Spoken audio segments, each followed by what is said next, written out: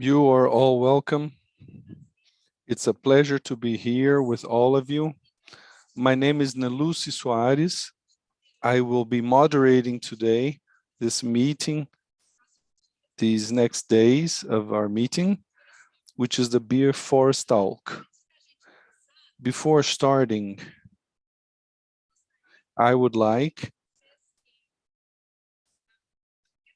that any question you can put in the chat. The chat will be our way of communicating with you. And do please click in the little globe in your computer and choose the language you want to hear translated. Even those you can choose Portuguese. We'll start. BioForestALC is the first virtual forum on the potential of non-timber forest products for a bioeconomy in Latin America and the Caribbean. This is an event which is being organized by various organizations and which I would like to mention them now. Their logos are down below.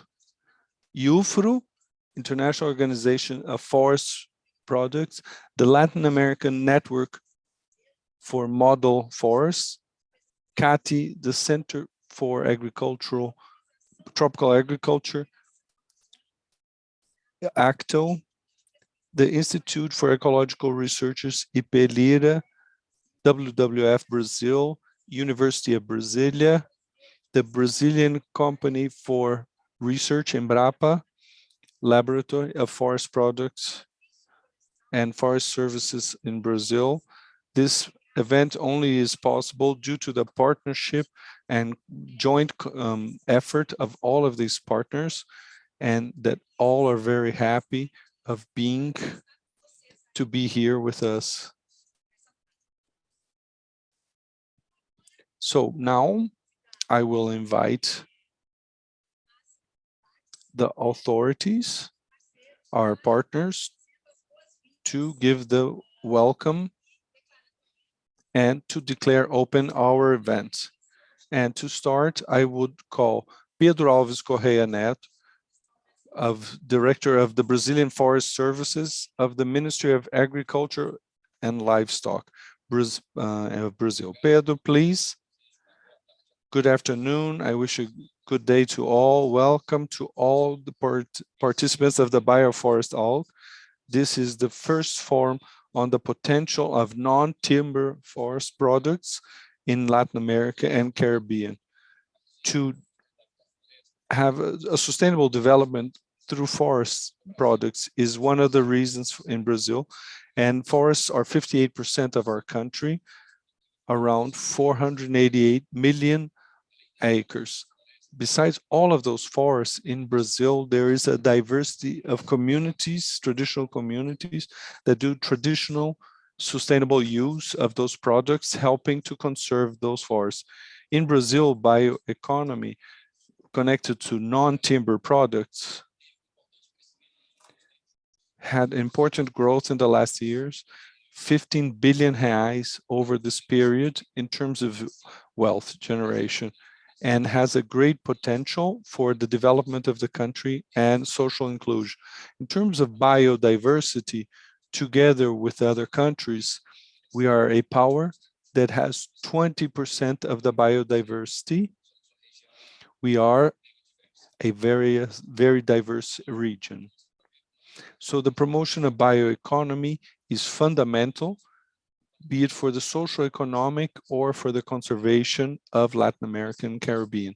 And thinking on that, we from the Brazilian Forest, together with 7 other institutions that are part of this opening panel, are promoting this debate, which is so noble, intense, and creative, which is called BioForestALC.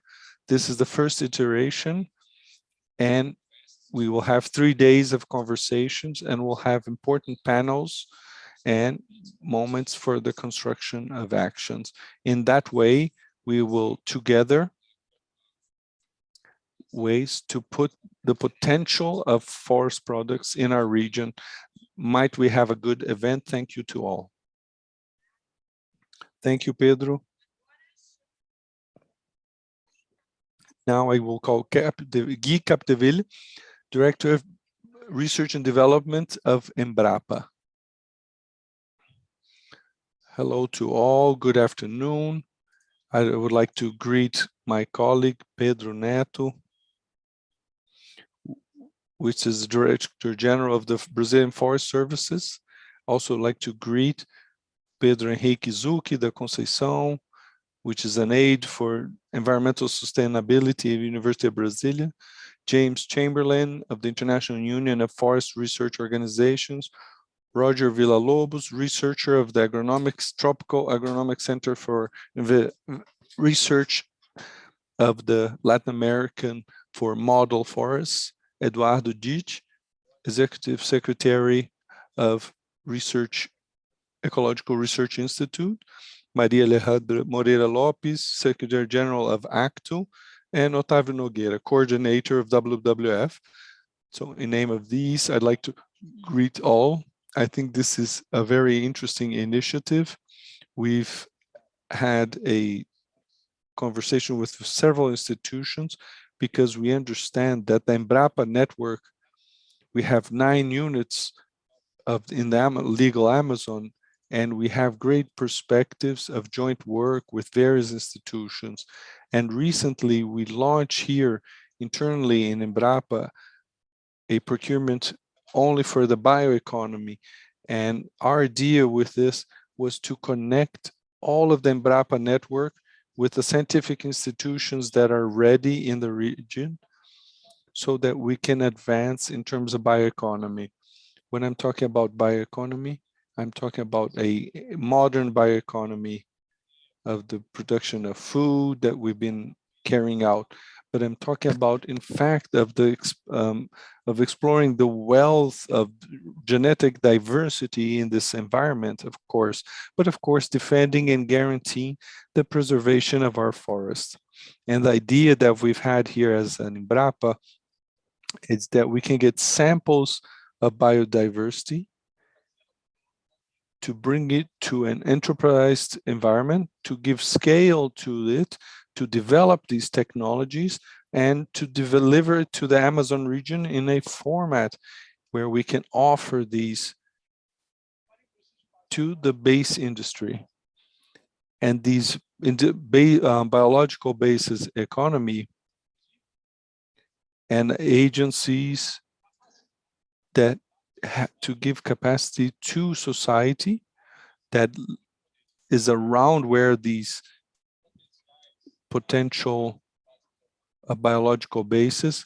So for us, well, when we give the capability to that society so that you can engage a production, bring wealth and alternatives, socioeconomic alternatives to this population that lives in this environment, and to explore these products, non-timber forest products, and seeing the perspective, and also collection of samples of biodiversity without destroying the biodiversity, and scaling up what it can offer in those where we already occupy, our labs of our universities, our companies. And when we develop the offer of technology we can bring to society in that region to engage the market and changing the level of society to another standard, financial, economic, social.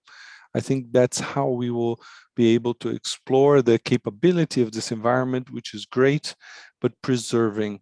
And Embrapa has this great concern. What we offer in terms of technologies are sustainable so that we can do this exploration in an intelligent way associated to our neighboring countries. ACTO has a very important role. I have to apologize because we had conversations with ACTO last year and I had to give them return, and with Ambassador Carlos Lazari, and I have to respond still. We consider that a partnership with our countries that share this important biome is fundamental. And the idea is exactly to explore together possibilities of technological cooperation to produce what our societies need, but preserving the environment. And recently here in the Chamber of Deputies, with a multi-party group of parliamentarians of different origins and fronts and different ideological tendencies, so that united we can explore this biodiversity in an intelligent and coordinated manner with sustainability. And the great advantage that I see of having these partnerships is that we can together bring science as a basis for what we need to do in this environment. So I'd like to greet the organization of the event for this initiative to make available Embrapa and our teams. I know they are participating so that we can jointly put forms or ways or paths in terms of sustainable alternatives of production, protecting our biome and our biodiversity. Thank you very much. Thank you very much.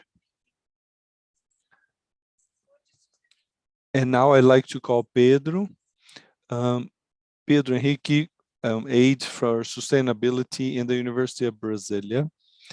Good afternoon. I'd like to greet, in name of Pedro, other representatives of these important institutions to conduct this important event. This is the first of many events, I hope,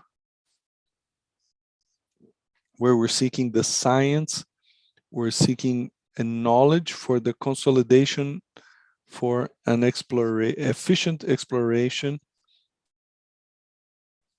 of the quality and sustainability of our biodiversity.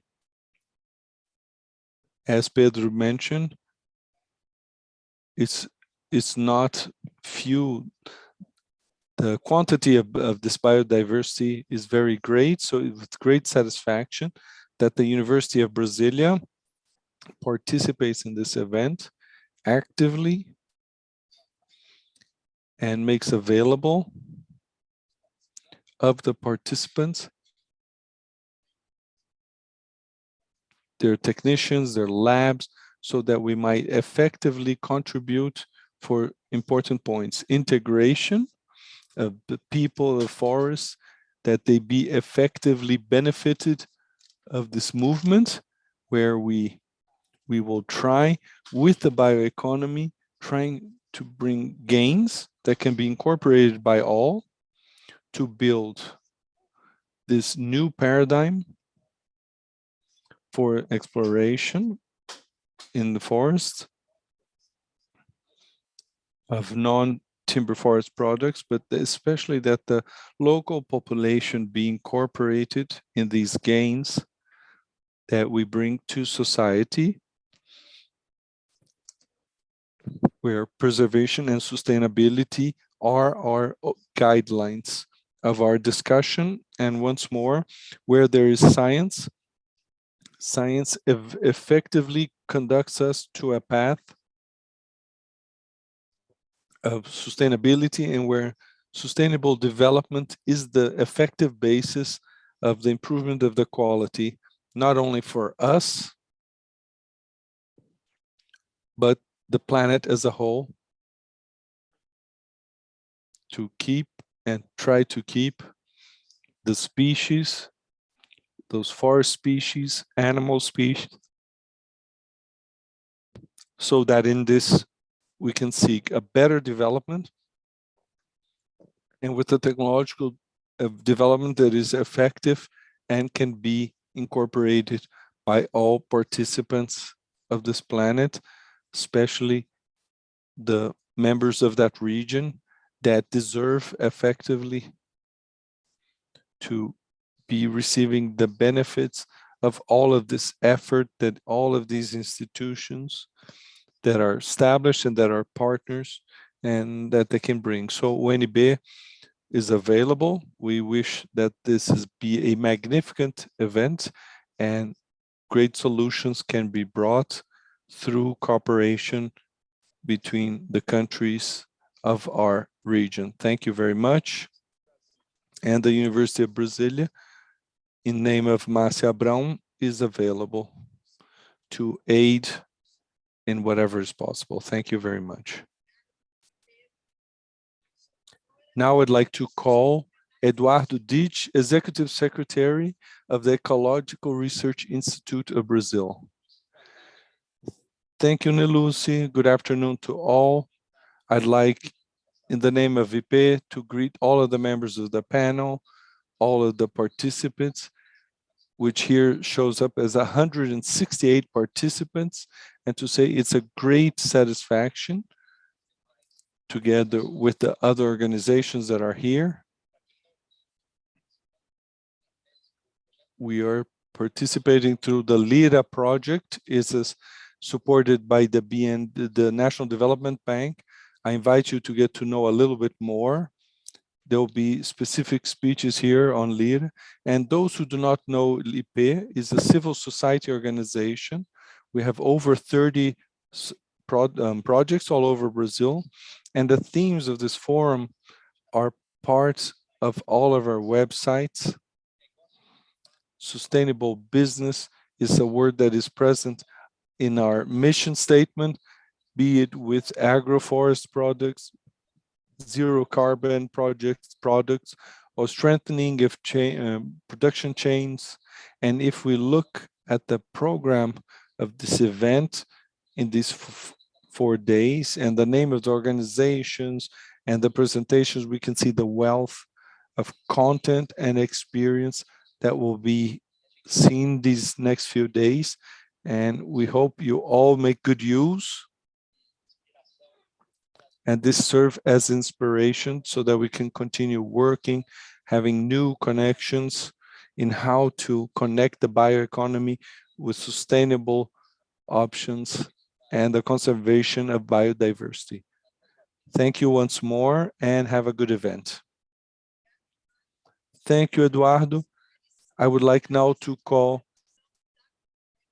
from the WWF Brazil, Colby Soares. So good afternoon to all. I would like to greet the members of the panel. And it's a great satisfaction from us, from the WWF Brazil, to be participating, collaborating with this important forum as regards the bioeconomy of the savanna.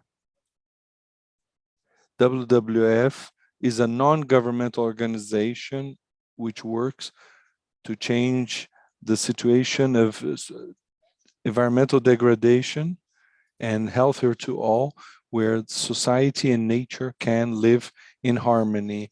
To reach this objective, we work with over 100 projects believing in dialogue, articulation with different levels of society, traditional communities, local organizations,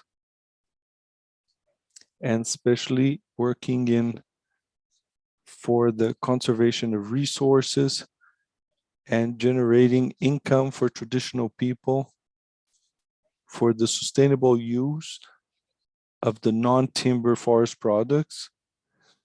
That in this forum, this week, we'll be discussing a lot with this potential that exists in these products in the forest and in the savannas.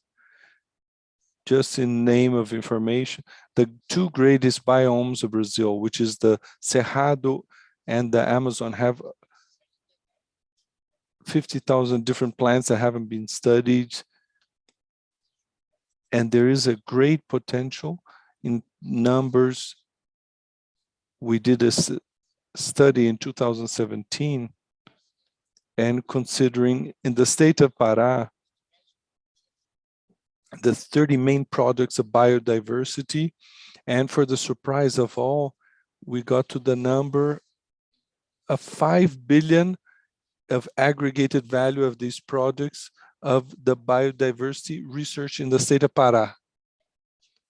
And just as a comparison, okay, just as a comparison, the value added, okay, by the livestock production, okay, and it's one of the villains of the deforestation. So biodiversity is very, very important when it comes to our economy, to the generation of, and so the numbers are compared to what our livestock production promotes. And to this end, we still need, we have many, many bottlenecks regarding the economy of the forest, the social biodiversity, mainly when we consider the last 4 years, okay, that in our country, we are breaking records after records of deforestation.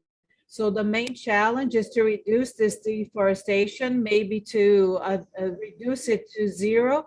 We must invest in science, technology, innovation. Our producers must have access to credit, okay, sharing data. We need to regularize or regulate all of the the encampments, okay, the maroon communities, the indigenous communities. We have to develop financial mechanisms, and we need to redistribute the income that is generated in Brazil.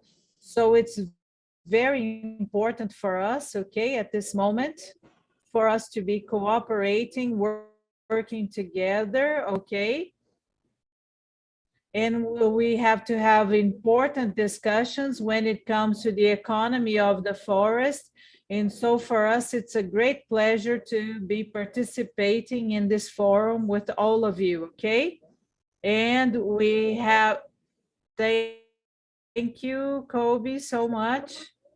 And so now I would like to invite Jorge Villa-Lobos, okay? And he is the president of the Rede Latino-Americana de Bosques Modelos from Costa Rica.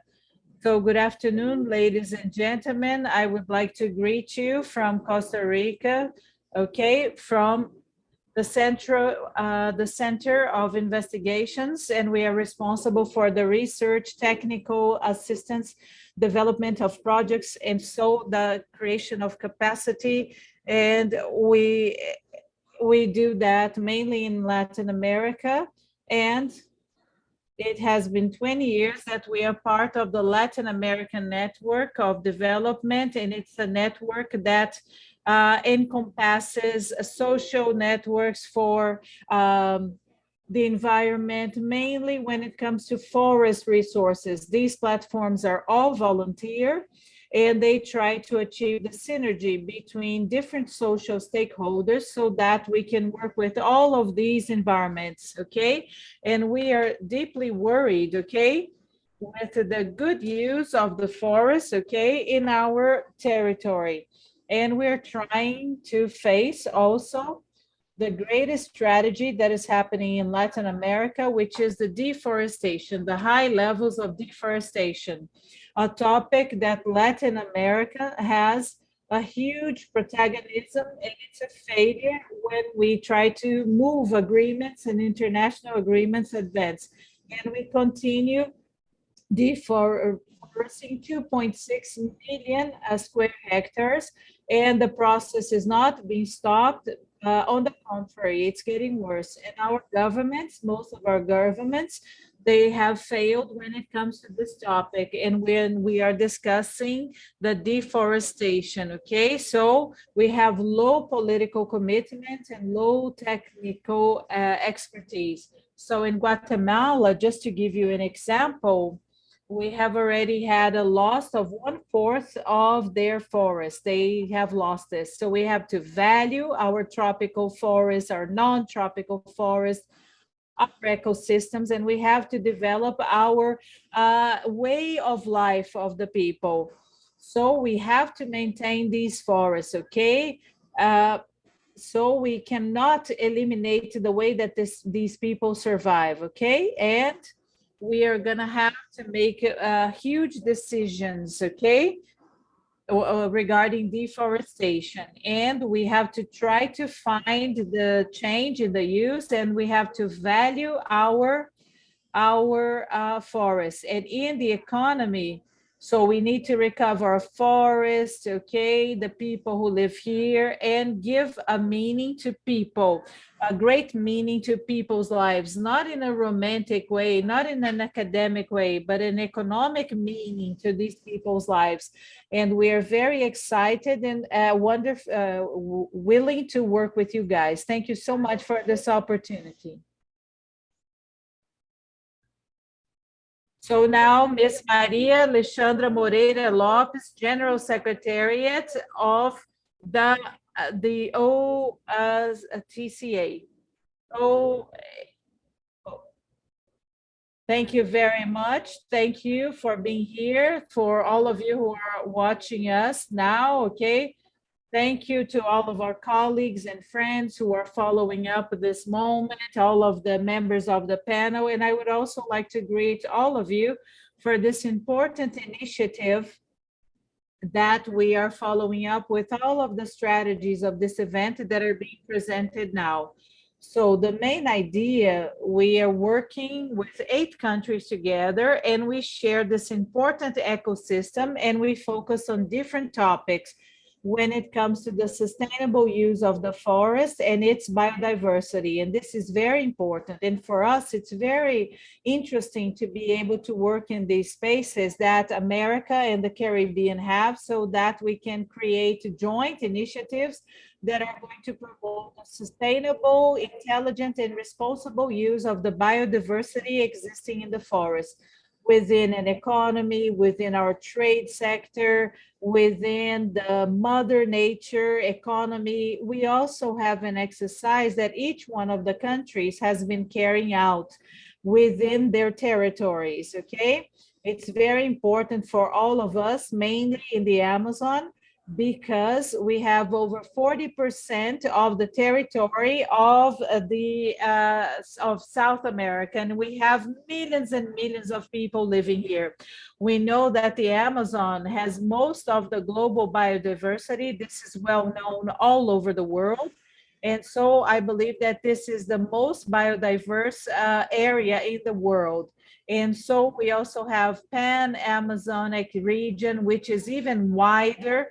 And we have one of the last forests that has survived in the planet. Let's put it this way. And this makes us work in a more and more committed way, carrying out fast actions, okay, based on climate changes, because of the climate changes and the structure of our territories. Some species have disappeared, contamination, negative factors. So we also have the issue of each ecosystem.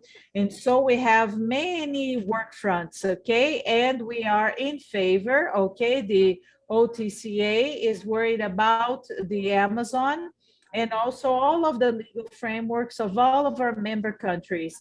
And after many negotiations, we were able to approve 2 programs, the biological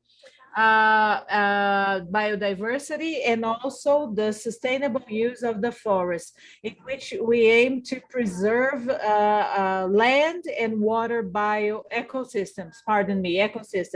And we need all of the products to be sustainable, the products that come from the forest. In our work, we also analyze the protection of the indigenous people, the development, the strengthening of all of the activities that are sustainable so that we can have the research, development of technologies, bio-trading, biocommerce, and other challenges that the companies and cooperatives, they face, the entrepreneurs as well. And we are trying to contribute so that we can work and use our biodiversity in a sustainable way, the biodiversity that we have in our forests. So that's why at the Bioforest we are working, we have identified associations, cooperatives with great structures that can be replicated. And so we must maintain our forest standing and also to protect our biodiversity and to question the economic authorities and improve the quality of life of many people who live in the forest. We are here at your disposal. The work of the bioforest that we do, the International Amazon Observatory that was opened in 2021, and we can find it in all of the countries that are part of the Amazon. Okay, and we're trying to increase the biodiversity, the diversity, social diversity. We're trying to monitor all of these countries.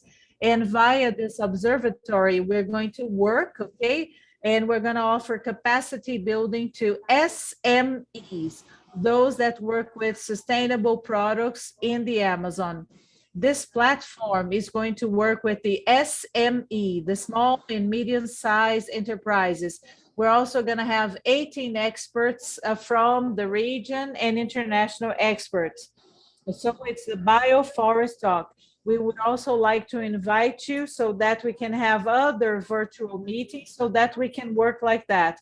What we want to have with this platform is to treat the Amazon products as their own products so that they can be seen from a virtual window with an exporting potential. Also the identification, the mapping of the potential markets that exist, okay?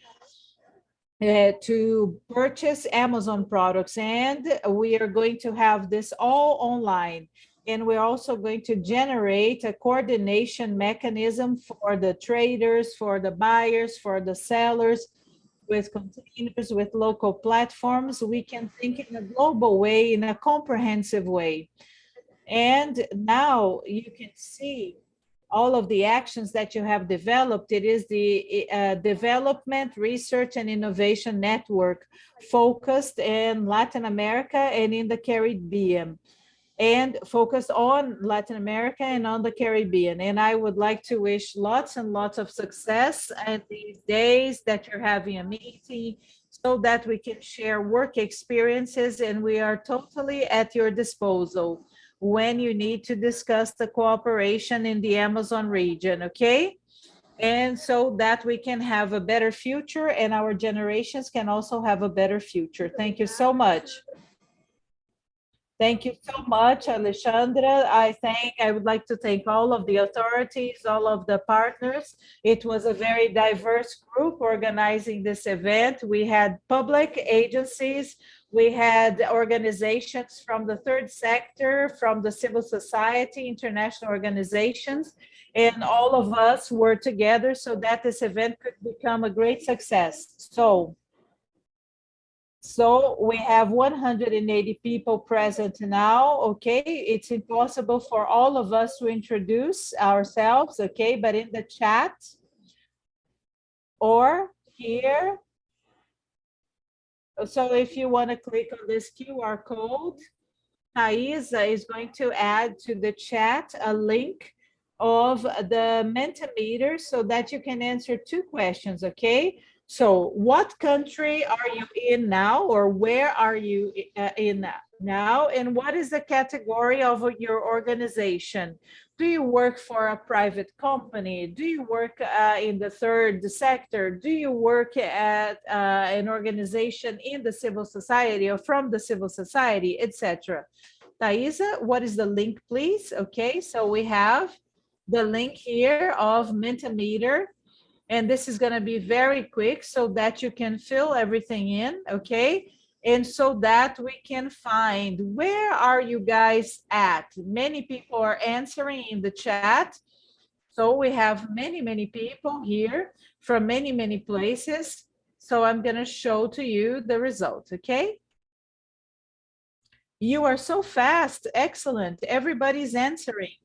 Okay. So the bigger the font, so we have many, many people from Brazil. We have friends in Argentina, in Colombia, in Italy. We have people in Ecuador, in the French Guiana. We have people in Finland. Excellent, excellent. We have people from Bolivia. Excellent, fantastic. So this is the advantage of having an event that is online, right? And most of you are from universities. So most people are from universities. And then we have government agencies, 27 people, 22 people from the civil society, We have representatives from companies. We have a person representing a community. Excellent, excellent. And so we are extremely diverse. And Graciela, I believe we have two categories, right, Grazi? Okay, so we already know where you are from, okay, where you are from.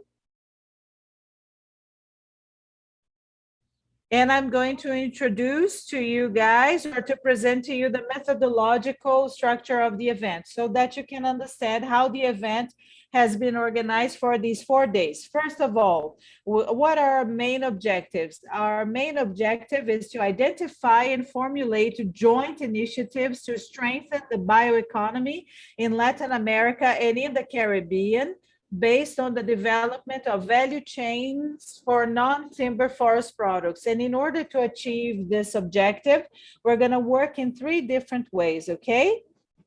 So today we are having the plenary session, everybody's together. We're going to contextualize everything, and then we're going to have a reflection, a moment to reflect. We're going to have a moment with experts, and these experts are going to help us reflect about bioeconomy, forest bioeconomy. And tomorrow we're going to work in groups. And the idea tomorrow is not to just listen to everything. No, the idea is for all of us to work. We're going to build actions, possible actions together, so that we can develop the forest bioeconomy in our countries based on experiences, okay? So we're gonna have a moment to exchange our experiences, and then we're going to construct a panel with all of the actions. This is gonna happen tomorrow on Tuesday, and also on the 25th, on Wednesday. So tomorrow we're gonna have GT1, GT2, and GT3, which are the work groups. And on the 25th, we're gonna have the GT4 and the GT5. You're going to have to choose one of these work groups per day. And on the 26th, we're going to work in the plenary session again. We're going to present the results of each one of the work groups, the GTs. And then we're going to carry out some work with experts, and we're going to prospect possible paths into the future. What should we do as a follow-up? What are we going to define? Are we going to have another meeting or not? So we're going to prospect possible future paths. So just to give you an idea, work group 1 or GT1 that are going to happen tomorrow on the 24th, we have training of the capacities, marketing and markets for the bioeconomy, and also bioeconomy. And so bioeconomy of the forest restoration, you're going to choose one of these groups for tomorrow. And then on Wednesday, on the 25th, we're going to have 2 other groups: research and development for an inclusive bioeconomy, and financial mechanisms, environmental services. Okay.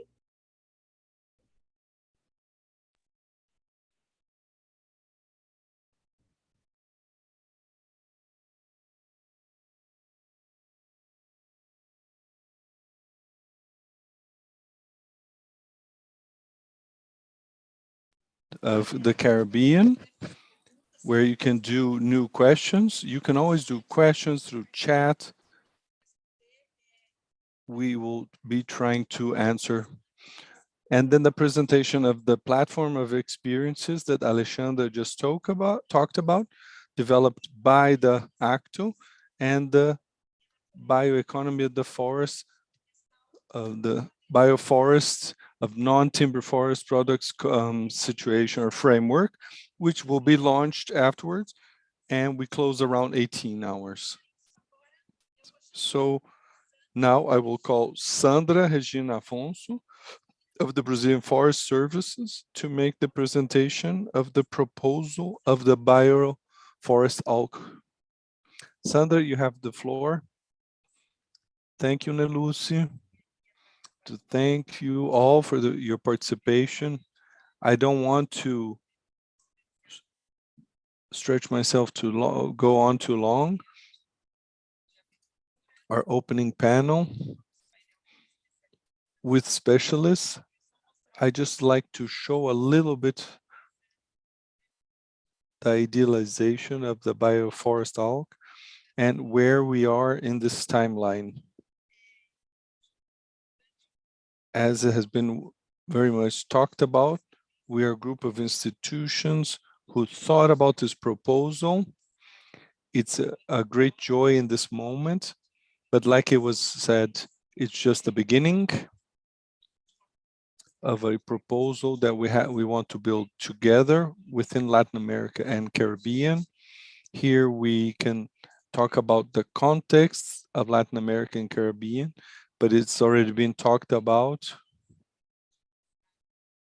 The importance of biodiversity in this region, the quantity of forests. And when we talk about forest, we're talking about the cerrado, the vegetation in general. We have a fourth in the Latin American forest in Latin American products, forest products that are fundamental for the economy of local communities in Latin America. It's various products that are offered.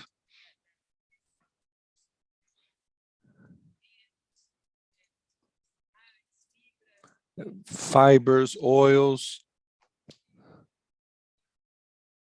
among other products. And so there's no doubt about the importance of using these forest products in this region. We have the region of greatest biological diversity, as was in the UNDP report in 2010. And South America has around half of that. The biodiversity very much related to the cultures. The cultures of Latin America and Caribbean were developed from their relationship with that biodiversity. So we have this culture issue associated, and also the issue of food security in these communities. So in general, we well know the importance of forests for food security, for human development, and for the economy of these communities at the local level and also the regional. So these small economies, local and setting an importance of the economy in Latin America as regards these products of biodiversity. So it's two hands. The forest offering these communities and the communities offering, guaranteeing and contributing for the conservation of forest products. So that is the focus of our discussion today, and the conservation of these resources also bringing to us a strength as regards mitigation of climate change. So in Brazil nowadays, we use the concept of the social biodiversity. It's a concept that brings the non-timber products, specifically to bring the social and cultural aspect associated to these products. And here, our objective to discuss the bioeconomy that we want as regards to these products. So when we talk about non-timber products, when we talk about bioeconomy in Latin America, we know that this concept has been quite discussed in many countries, is being made part of public policies. But these are distinct realities. We want to discuss what is our bioeconomy, considering our reality with a lot of diversity, cultural diversity, and all of that wealth associated in the knowledge, associated to the knowledge that we have of the use of these products. So the objective here, which isn't small, of doing the history of bioeconomy in the Latin America and Caribbean to create a story thinking about this potential of biodiversity. So this construction it's not recent. I'm going to put a little bit about the history of this. From 2019, some people started that are part of this group. They were part in the organization of this event. We started to participate in a group where we discussed these issues of the bioeconomy in the non-timber products within the UFRU. And we started to observe how the discussion happened in Europe. And we saw an opportunity to do a discussion within our reality. That's how we proposed the BioForestALC. At that time, we didn't have this name. We sought a name that brought the bioeconomy, the forest, and that could also be identified in the various languages. That's why we put BioForestALC, and we did the launching of the proposal in 2021. We took 2 opportunities to talk about it, to raise subsidies for the forum today. We had 2 preparations, one in the Forum of Bioeconomy and one in the Green Hill in October and November. We also did a moment of presentation of various countries, institutions, of 15 countries of Latin America. And we showed in the Bioforest World event that happened in South Korea. And we're here at this moment. As Nelus already brought our objectives to identify forms that can be set together. We understand that the exchanges of experiences in the various knowledges that we hope to have so that we can reach our objectives, our specific objectives, which I'll speak about later. We have a public which is quite diverse, researchers, public managers, people who work in the area in terms of non-timber products. We have a diversity of countries, of actors, and so that we can discuss and construct what we intend to do over these next few days. Here we bring, but not only these 4 days, we're talking about various products to be obtained in the medium and long term. So we forecast publications in the last day and contributions from this forum, the possibility of establishment of research networks and development networks, forums of discussion, and the importance of having inputs for public policies and strategic alliances or commercial alliances that can be established from this process and this work here in the forum. Like I mentioned, we do 2 preparatory meetings, one more in the Amazon region. We had various contributions from these meetings. You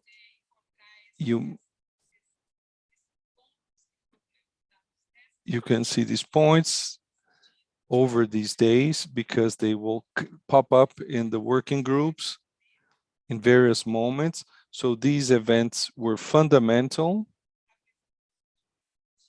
of cooperatives, of universities, companies, training centers.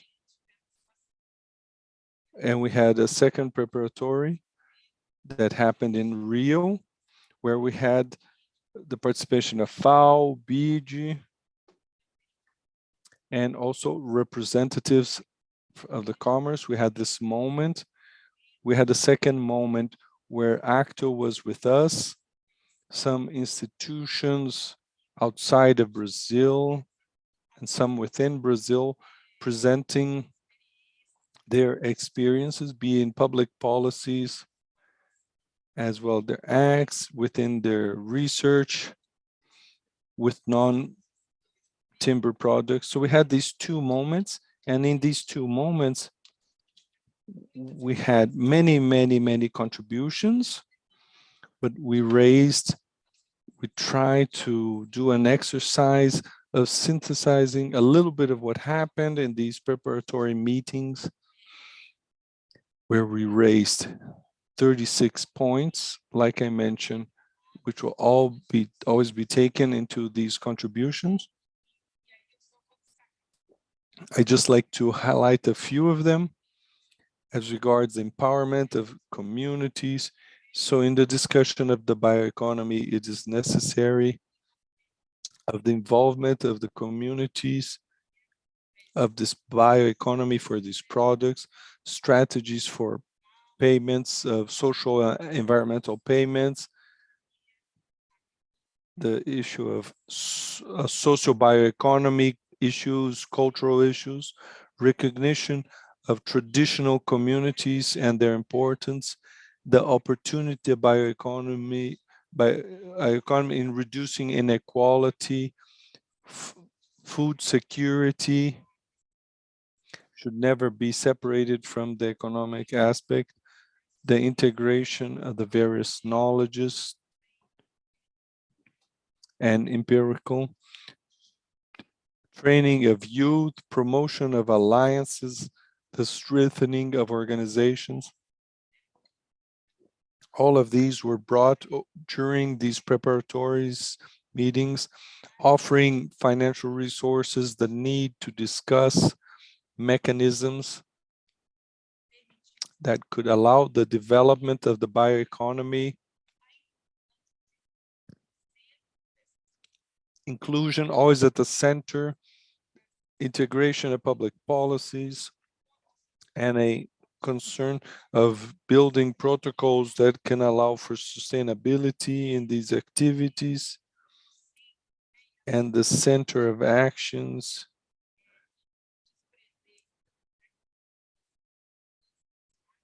in terms of climate change, in terms of the bioeconomy of acting in that sense of mitigation,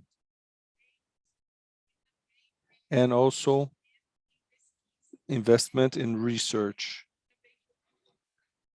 Also approach was the territories, access to the territories, access to resources, diversification of production, and last but not least, the female empowerment. So this is a quick passage of what we wanted to bring to you at this initial moment so that you can understand this construction of this forum today, looking at it as an important where this process joins, but it's not the end, it's the beginning of a construction process where we foresee various possibilities henceforth. So the specific objectives of the forum, I will go through quickly. 6 objectives were established. Among them, 2 related to systematization of information and mapping of experiences. That's one reason why we're working with ACTO in building this platform to systematize experiences, which we will talk about soon after our special panel. We're going to talk a little bit about the importance of this platform of experiences, and 6 other objectives that we talked about as the analysis of non-timber products as food, source of resources, income, and the identification of financial mechanisms that allow for the insertion of non-timber products in the bioeconomy, and that also consider the short circuits for commerce. We also want to discuss the possibility of valuing the products, forest products, and within networks and innovation, and all of this with the objective of promoting improvement of public policies that are related to bioeconomy. And that's why we will have these 2 days to discuss within these groups all that we proposed and these specific objectives. That was the proposal that we brought in this pool of organizations. And that's it. I would like to thank once more for the participation of all of you. Thank you. Thank you, Sandra. That was a little bit about the idea and the context to get to where we are. This material, there's a website specific that has this information, all of those meetings. We have them all recorded on YouTube, and we will put in YouTube the videos. We are recording today all of the groups in all 3 languages so that you can watch and send it to those who couldn't participate. Now, for our special panel, I would like to thank very much and call, just a moment.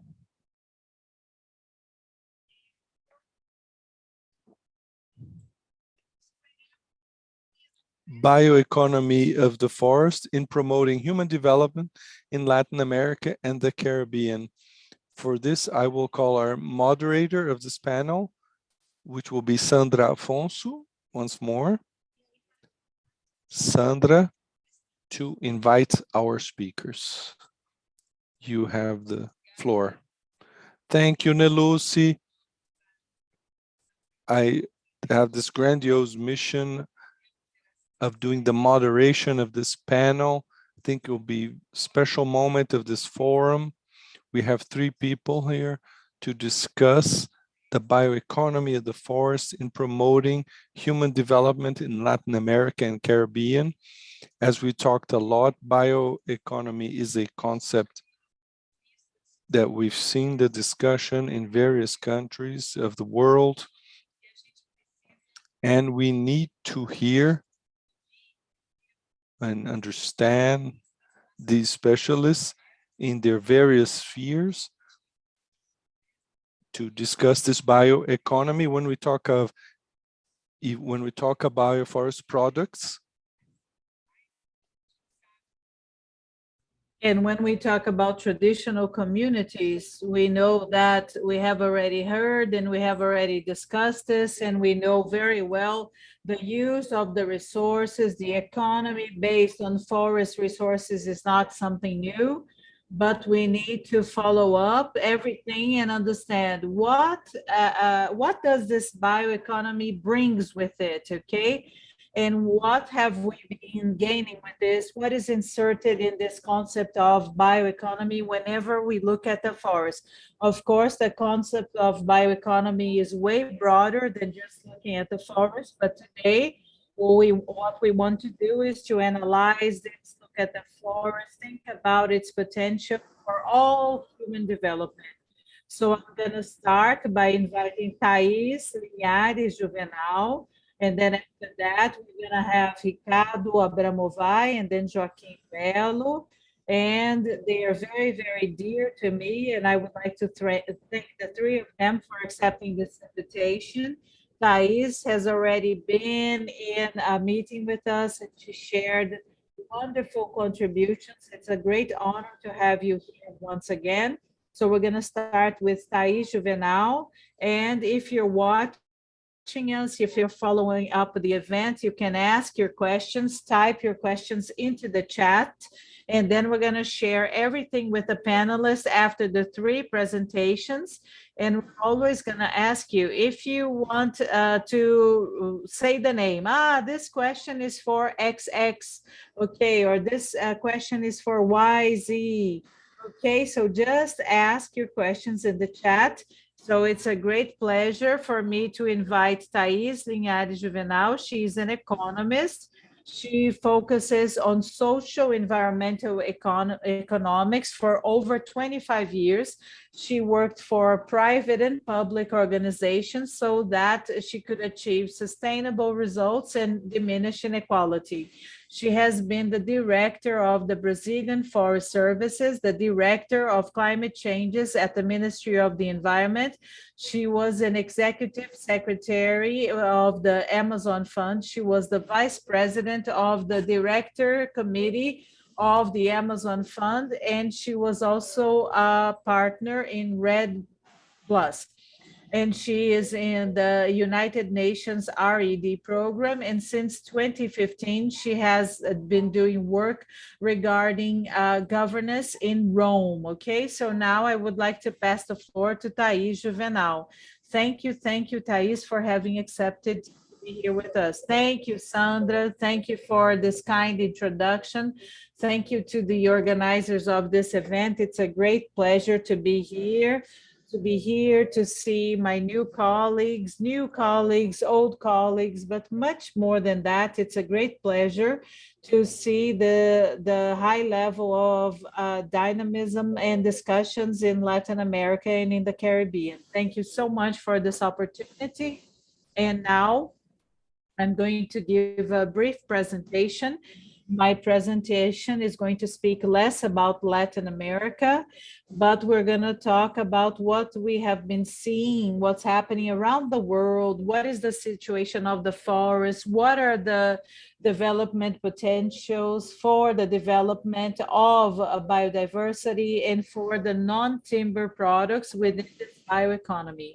So I'm going to share the results basically of a publication that is called The State of the Forest, or the Status of the Forest Around the World. The FAO publishes this every 2 years, and this year bioeconomy had a special role because bioeconomy and the sustainable use of the forests is within the priorities of the work plan of the Forest Department within the FAO, within FAO. So I'm going to share my screen just a second, and I'm going to give you a brief presentation.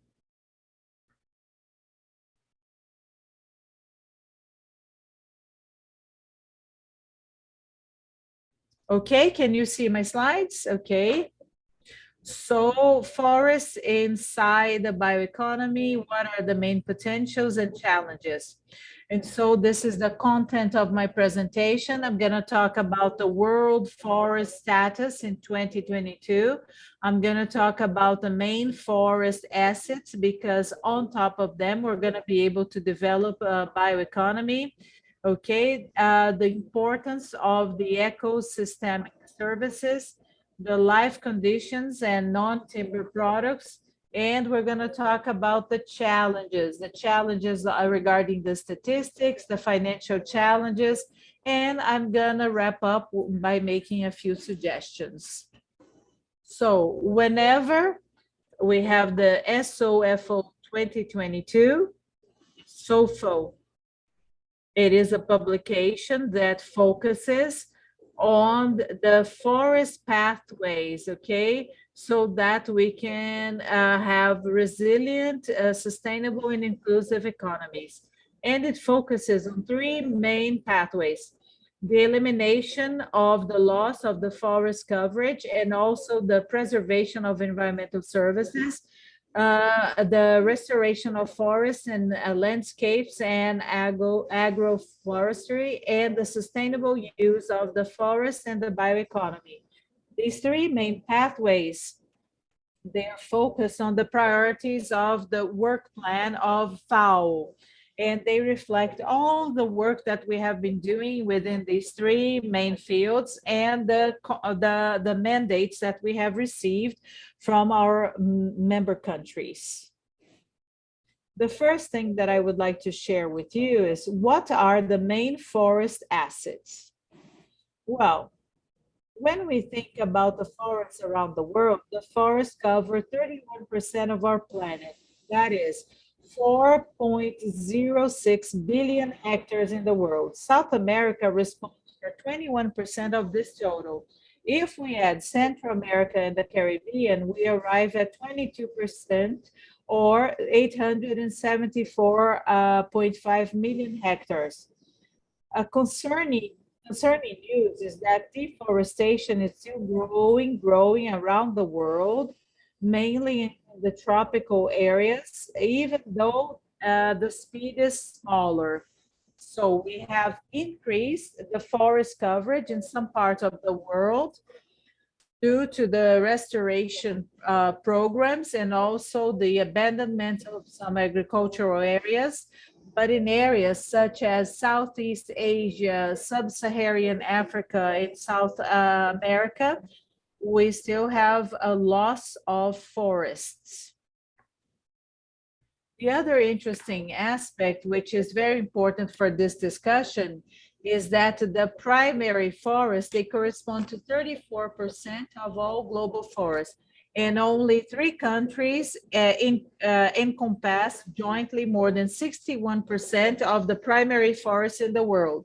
And Brazil is one of these countries. So Brazil has the highest amount of primary forests in the world,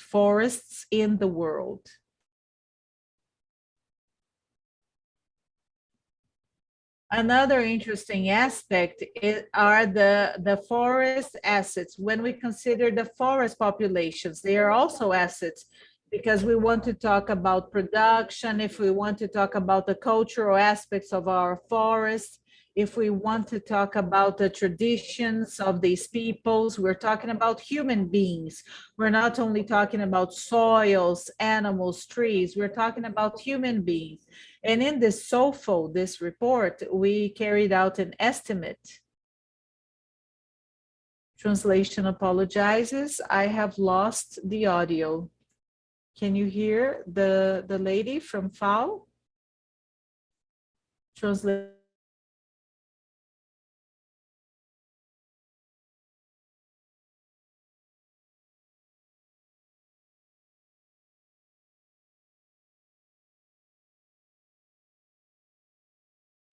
3.7 billion people live in a forest or up to a kilometer away from it. 75% of the urban population, non-urban population of the world. If we increase this distance until 5 kilometers from a forest, this total reaches 4.17 billion people, or be 95% of non-urban population of the world. In some way, it's in a line of direct benefits and the importance to understand how many people we have in or outside the forest that participate in their management, that can be part in a sustainable way, but fundamentally they are beneficiaries directly of ecosystemic services. Another important piece of data are the financial data. So data that we have received from the World Bank, and it shows to us how the wealth in terms of the ecosystems has evolved per region between 1995 and 2018. And they get this number. It is a per capita number, and they analyze this only to recreation, non-timber products, and water ecosystem services, and they separate the timber. So it's very interesting to see all of the data for Asia and also for Europe. in Pacific Ocean, Asia, Central Asia, and we can see this valuing the increase of wealth when it comes to ecosystemic services, considering recreation, non-timber products, and water. And in Latin America, since we still have this presence or this importance of the growth of wealth of the timber products, and we also have a positive variation when it comes to these ecosystemic services that are non-timber. Only these three: recreation, non-timber products, and water. And these data, we're going to discuss them later on. They also, there is a per capita piece of information. So if the population grows a lot and more than this valuing, then the improve of the forest, this is going to impact the data. And regarding the deforestation, they also impact all of this wealth in terms of ecosystemic services. And so, for instance, it's very interesting to see what's happening to sub-Saharan Africa. So we have a huge populational growth in this area, and you have loss of forests. So we lose wealth in all of the ecosystemic services. This is the only region in the world where this happens. When we analyze these values in a more absolute way, we can see that these three ecosystemic services that were considered in the previous slide, they reach 7.5 trillion US dollars. This is the value of the wealth in 2018, represented by only these three ecosystemic services. But how can you reach these numbers? What we do, in fact, is we carry out studies, value studies. So we use market information when they exist, and we carry out other value studies, and we scale up everything to reach these global numbers. That's why we only do it for these three ecosystemic services, because these are services within which we can find elements, data, so that we can do this extrapolation and arrive at this value, 7.5 trillion US dollars in terms of wealth. So what is interesting about these ecosystemic services when we think about their value? So complementing these data from the World Bank, it's possible that you're going to find in this publication, okay, the status of the forests of 2022. You're also going to find information from a database that we collected value studies regarding environmental services in all of the biomes around the world. In these studies, we collected all of the services for the biomes.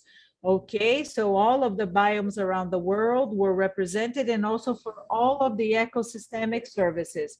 And the interesting aspect is that you're going to see that in the tropical forests, both the environmental services that provide the subsistence of the population directly, what we eat, what we consume, that contribute directly to the conditions of life that we have, the material conditions of life.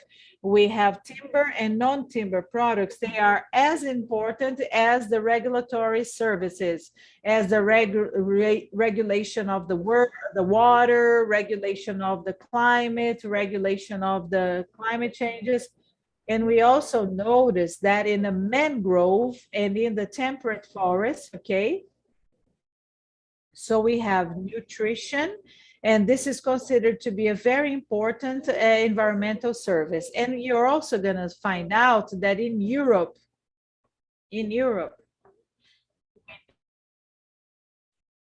that non-timber products and subsistence products, they can reach 23.3 billion euros a year. So what is interesting about this? As you can notice, I'm not here speaking about Latin America, but we observe two things in these studies. The first thing that we observe is that there, comparatively speaking, at the world level, there is a small amount of studies for the Latin American biomes. What do I mean by that? So whenever we collect all of these data, we collect all of the studies with a methodology that can be verified, okay? And so to value the ecosystemic services, we are able to find super representativeness of Latin America, mainly if we consider the number of forests that we can find in Latin America. Something else that is really interesting is that here we can see data for Europe. And so we can also see the mangroves. So these data for Europe, they present something that Sandra mentioned during her introduction, is that how Europe has better structured markets for non-timber forest products, mainly for food, but not only for food. So this photo that you can see on the slide, this is a photo of fruit that we can find in the forest in the European markets. So this truly shows to us the concern regarding the quantification, and that reflects an appropriation of the consumption, but also regarding the public policies, the quantification of these non-timber products and how important they are to our societies.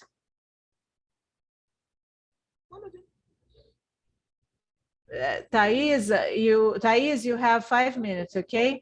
When we analyze the life conditions of non-timber products, life conditions and non-timber products, so we had research carried out on tropical forests, and it showed to us that 25% of the income of the populations living within or around the forest are related to the non-timber products.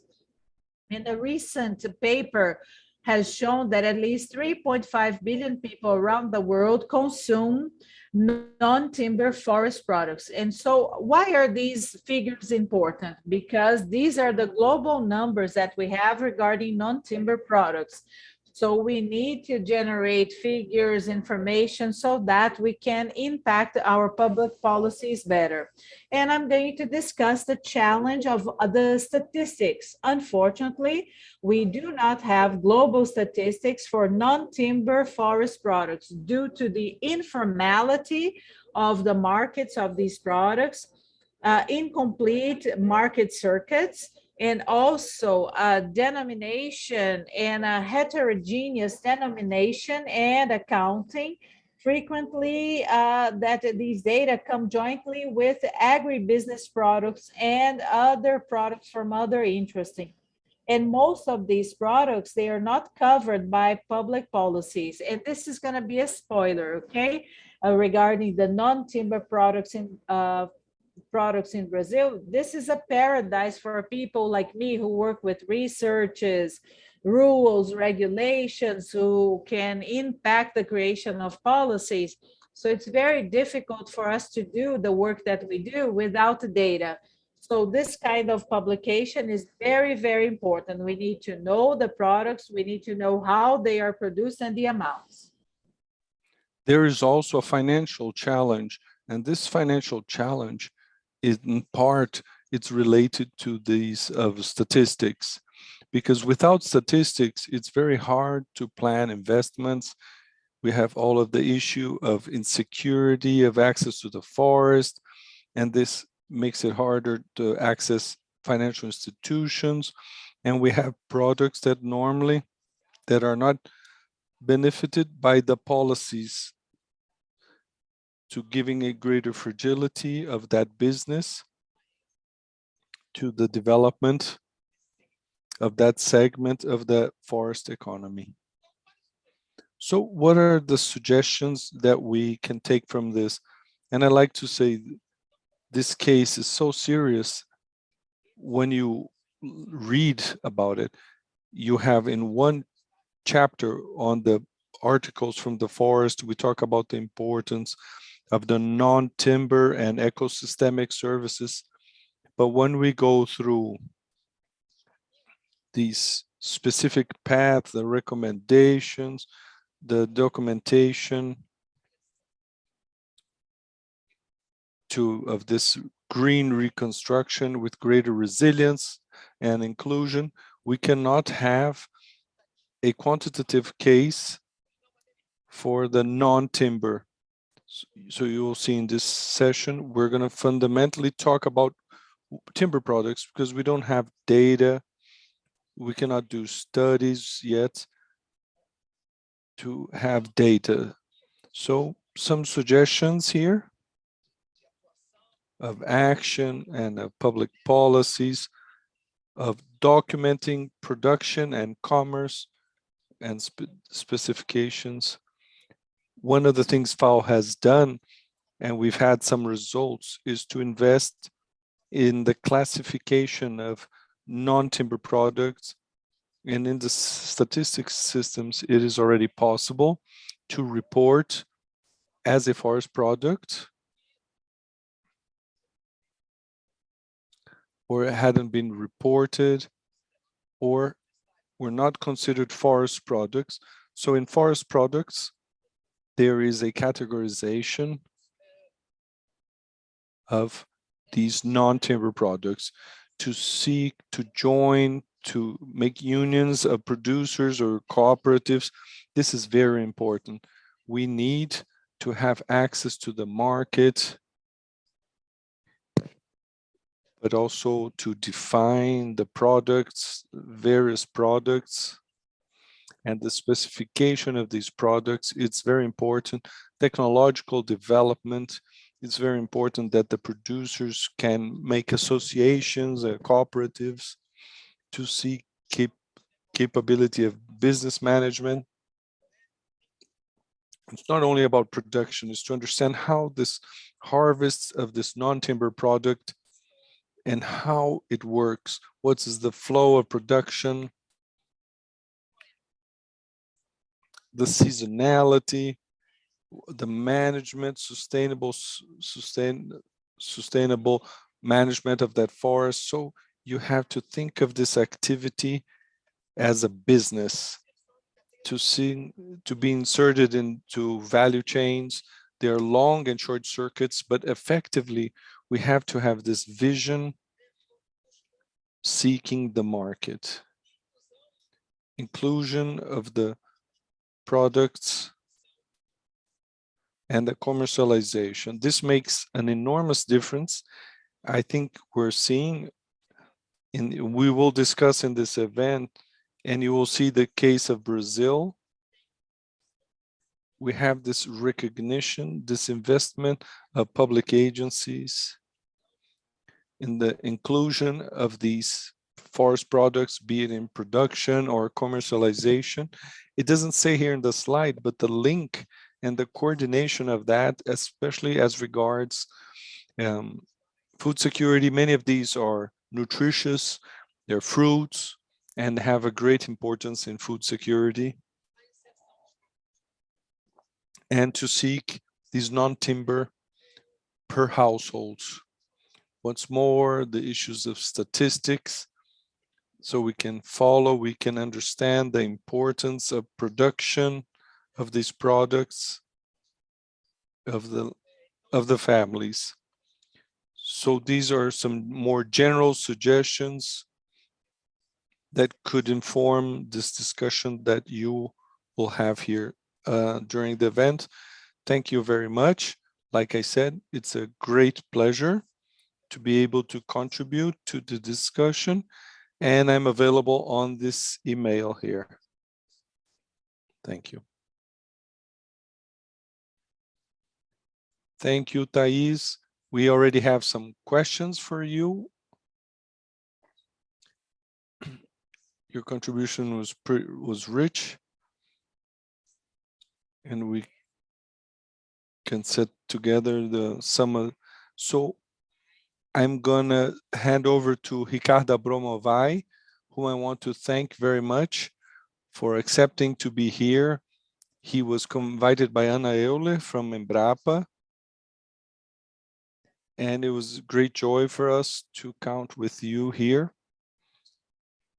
I will present you first, just to say you're a professor, not only, it's a lot, professor of the Department of Economy, of the Economy and Administration of the University of USP for 30 years, main teacher since 2001, a senior professor of environmental sciences from the Institute for Energy Environment of USP, author of Amazonia for an Economy of the Knowledge of Nature, published in 2020.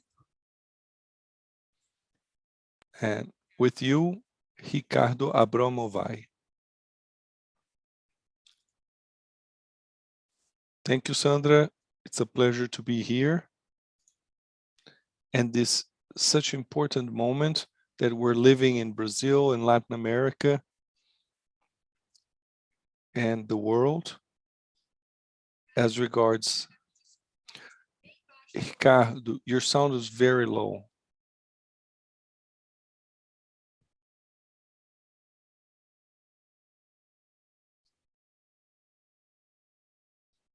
Did it improve?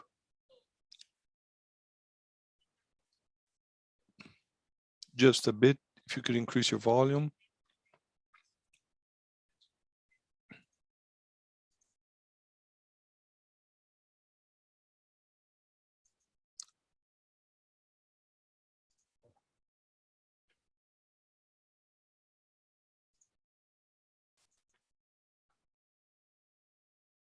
If someone could help me, I'm trying to configure here.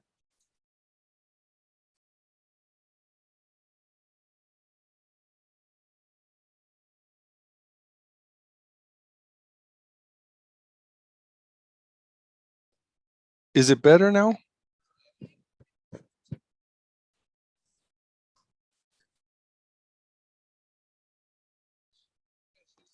Okay. Let's go. So I'd like to thank all. It's a pleasure to be here. This presentation by Thais is very important. And I have the intention of saying that it is complementary to what I'm going to say. I'd like to thank the organizers of the event, especially Ana of Embrapa and from APA. Ana was the co-author about Bioeconomy, which is an initiative taken by Jeffrey Sachs, Carlos Nobre from the UN. And it's the first time that is being done globally, which is the work like the IPCC, but for a region of the world that is the Amazon. Was launched a few months ago, and I coordinated together with Joyce Ferreira a chapter on bioeconomy. Ana probably could speak better on this theme than myself, and with more experience. She has this experience in the Amazon, which I don't have, but we are 11 authors, so I will try to transmit our central messages as regards the importance of the bioeconomy in the Amazon, especially the non-timber products. An important premise for me, as well as for the science panel, is that the people of the forest, they are not only beneficiary of the bioeconomy, or better said, of the social bioeconomy, of the biosocial diversity. More and more, it's clear that they have to be protagonists of this economy. And this is not a detail.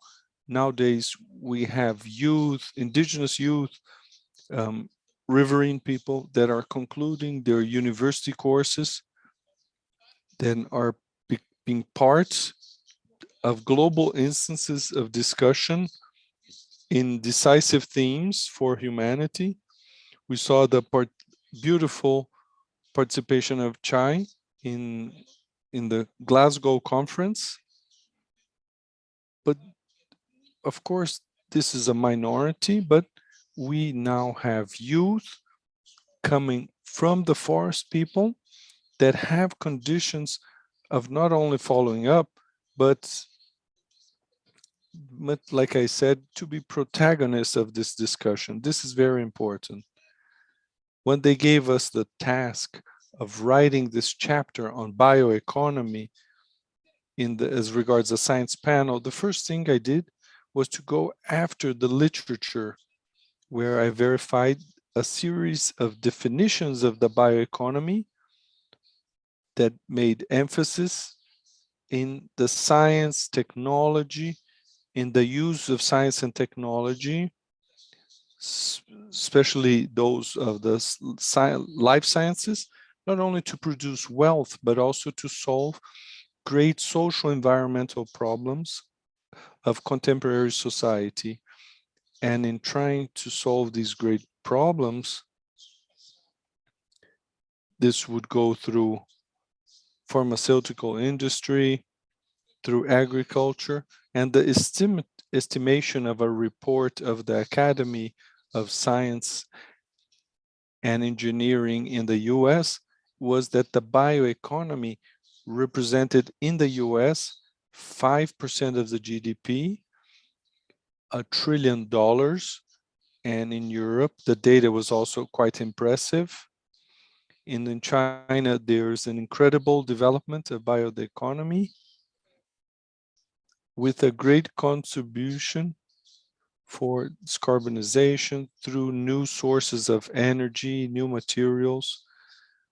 But advancing these documents, something was obvious. It's a bibliography that refers to labs, continuous plantations, temperate forests, boreal forests, and in savannas are practically are practically empty. So tropical forests, especially the Amazon, are outside of the scientific literature.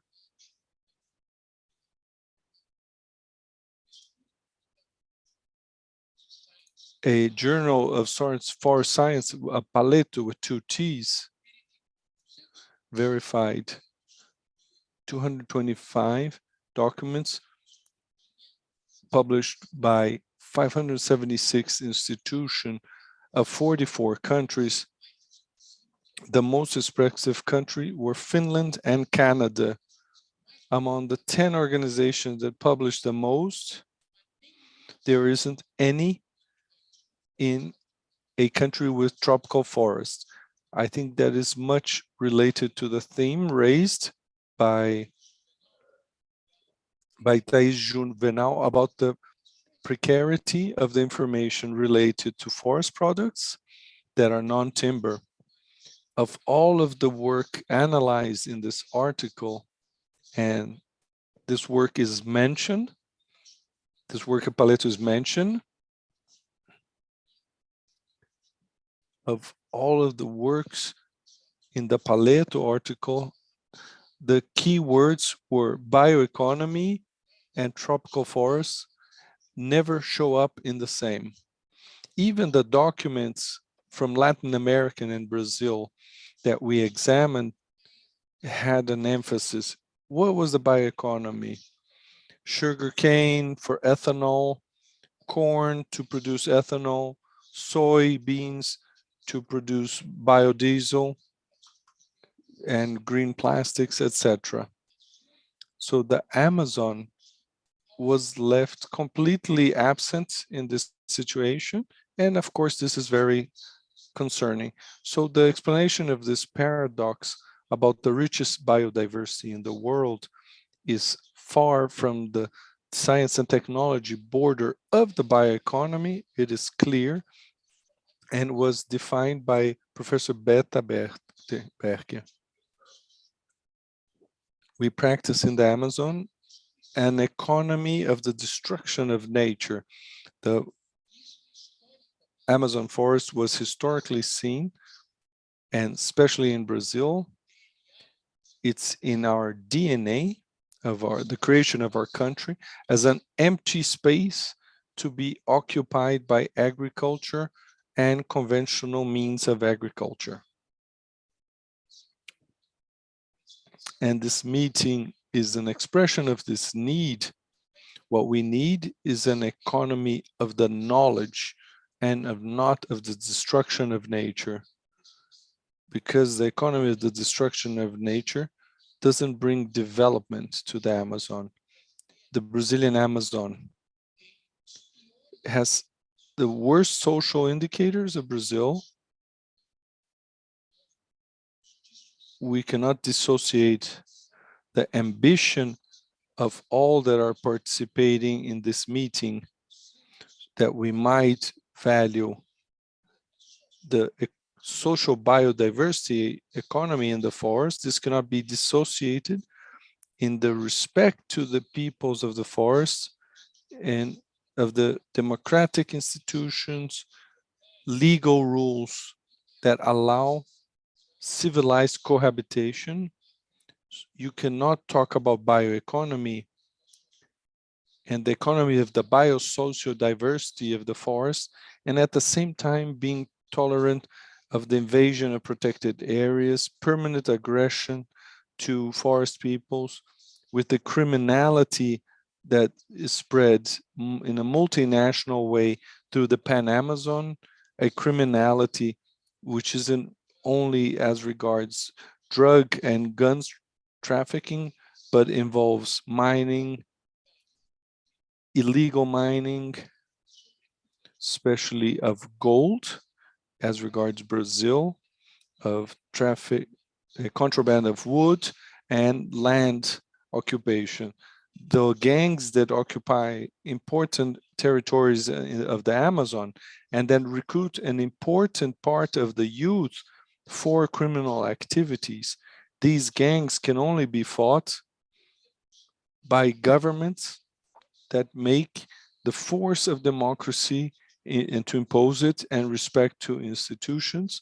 I apologize that I have to insist in this point, but in my country, this is absolutely crucial, so we can have a civilized cohabitation and with, especially with people, and to cultivate love of nature, to which we so much depend, so that we can have an economy that benefits all.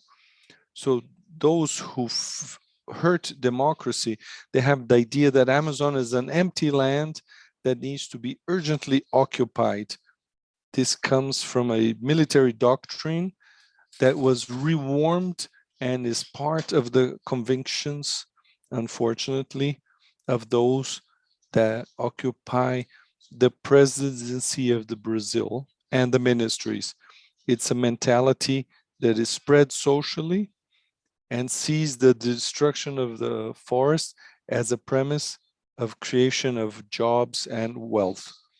Having made that indispensable, in my view, initial premise, I ask, what is necessary for to come into Amazon conditions that so we can be closer to the scientific border?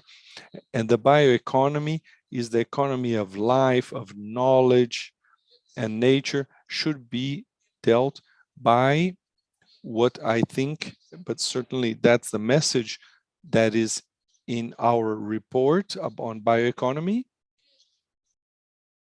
In three interconnected dimensions, but they cannot be confused with one another. The first one, in order for the ambitions that the markets are going to be beneficial to the social biodiversity economy, in order for this to happen, we need an infrastructure so that we can use the social biodiversity in a sustainable way. The dominant structures in the Amazon, they are infrastructures that are not aimed at reaching this objective. We need infrastructures that are aimed at offering energy, renewable energy, renewable electricity to the peoples that live in the forest, mobility, industrialization at a local level. One of the most difficult problems that we have in the social biodiversity in the forest is once the products are collected, they go bad very quickly because we don't have local industries and factories.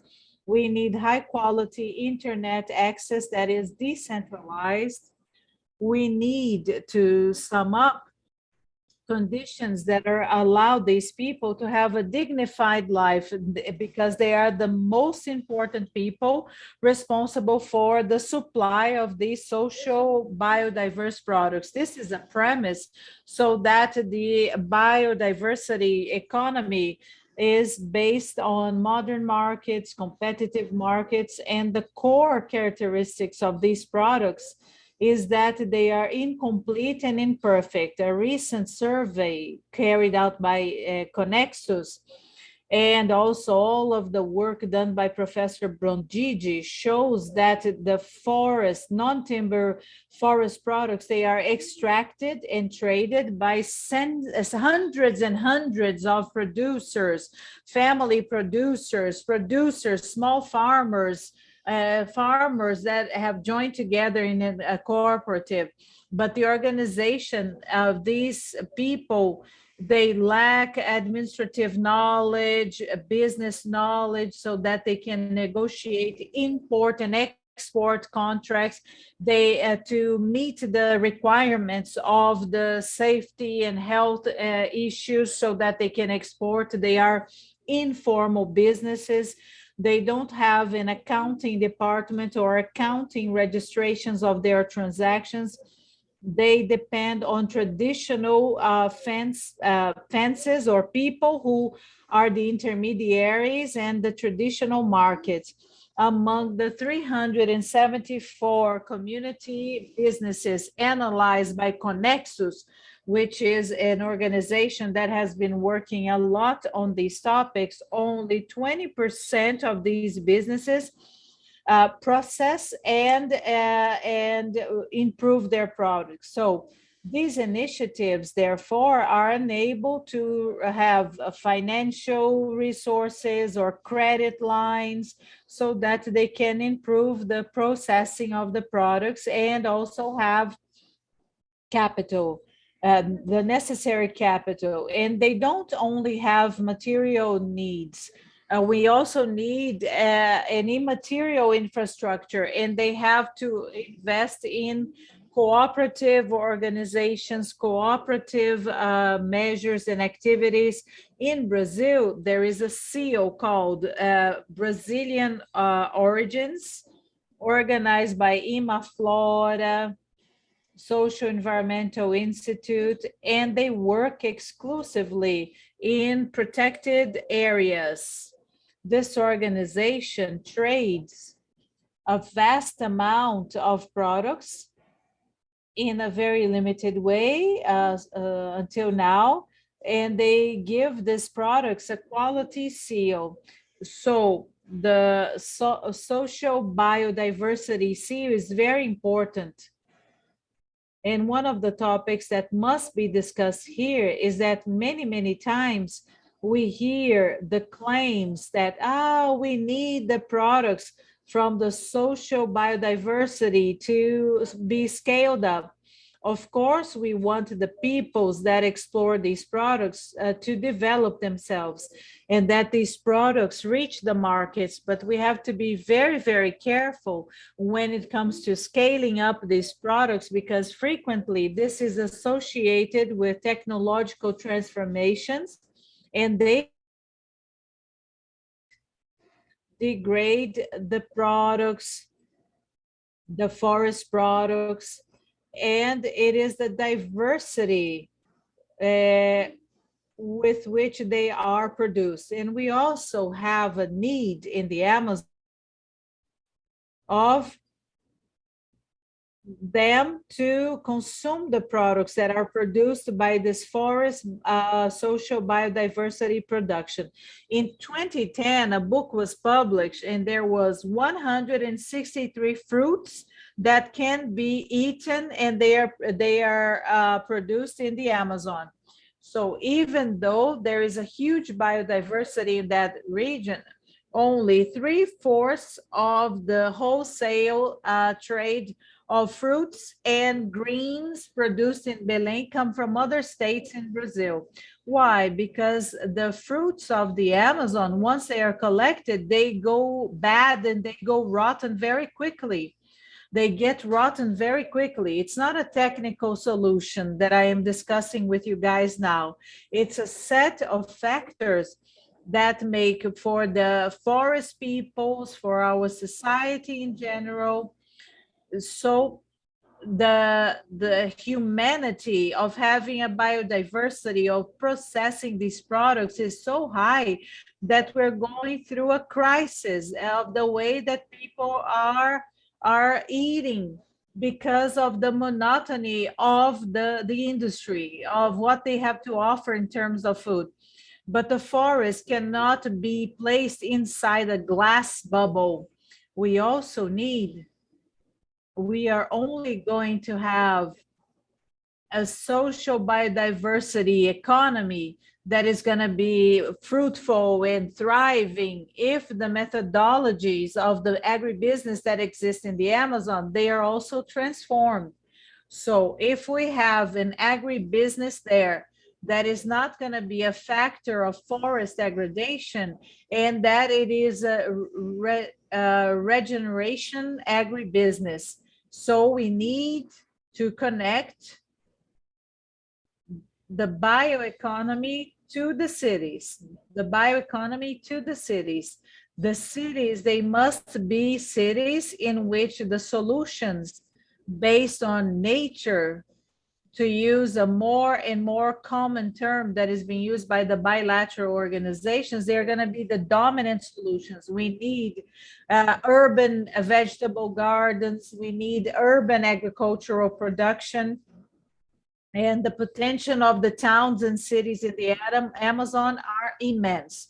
So I'm wrapping up now, and then we can continue later on with the debates. Thank you so much. Thank you so much, Mr. Ricardo Abramovay. Your presentation was very important. And we also have questions for you, okay? And now I would like to invite Joaquim Belo. He is a militant and he's defending the family schools. He's a member of the Our Amazon Association. It is an association that maintains a school, okay? And he's also an international relations secretary in the extraction associations. For us, it's a great satisfaction to have Joaquim here representing the extraction communities in the Amazon in Brazil.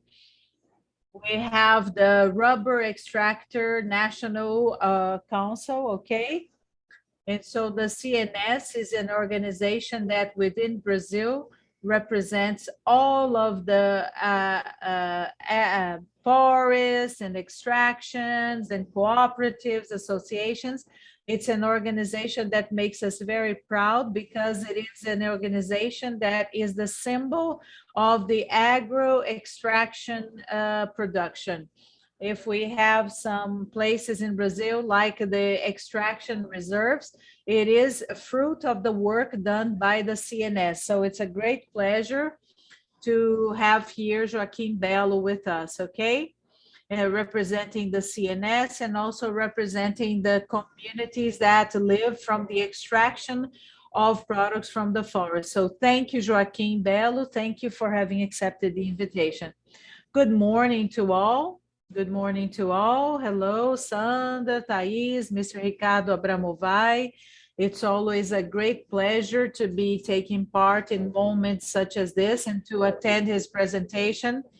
Talking after Dr. Thais and Dr. Ricardo is always a challenge. My name is Joaquim Belo. I live in a settlement, okay, in the state of Amapá. And I'm talking from my settlement, from the school at which I work. I am the director of the National Council of the Extraction Communities. It was created in 1987. Chico Mendes used to be our leader at that time. And then we had other leaders who struggled so that we could protect our land. And I have dedicated 30 years of my life. I started here when I was a young man, and I studied, or I had my political background in this struggle to protect our land in the Amazon, the right of our people to extract products from the forest. And so we have lots and lots of responsibility because this territory that we protect is huge. So discussing a topic such as this, it's always a big challenge for us, a big challenge. But using Dr. Ricardo's presentation, first of all, the biggest challenge for us and the CNS struggle in the 1980s, in the 1990s, we carried a fight to protect our human rights, the protection of our right to exist, to survive, to extract the rubber and the nuts that we have here in the Amazon, and all of the impacts that we were having at that time, because we had huge entrepreneurs here at that time. And so I usually say that the forest is our great structure, what we have to protect. And human beings, they create infrastructures so that they can take advantage of the great wealth that the Amazon represents. And so the great economic model that we have nowadays only aims to destroy everything. And so we need to protect our right to produce and collect things from the forest. So we started this huge debate, and Dr. Ricardo and Thais, so the peoples that live here, they conserve our biodiversity, they preserve our biodiversity. But in the past is that there was no possibility of protecting the biodiversity here, or the peoples, they had that American concept that remove the people from here and let's create parks here. They wanted to domesticate many people, and so they wanted to ignore the people who lived here. And this topic for us, that's why we are having this debate lately, trying not to understand, but trying to defend ourselves from everything that always happened. This has always happened, because the Amazon built its wealth, or built the wealth of many people. And even the great symbols that exist in Belém, the city of Belém, the city of Manaus, they are fruits of this wealth that is called bioeconomy.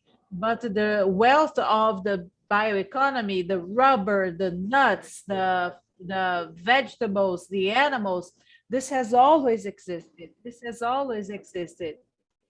And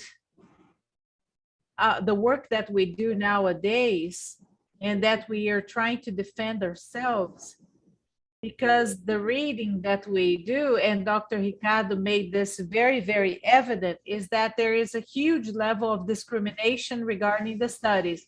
Because when we are discussing sciences, and Dr. Ricardo mentioned this, the tropical forests are outside these surveys, outside these researches. It's difficult to find data. When you go to North America, when you go to Canada, there is a lot of information.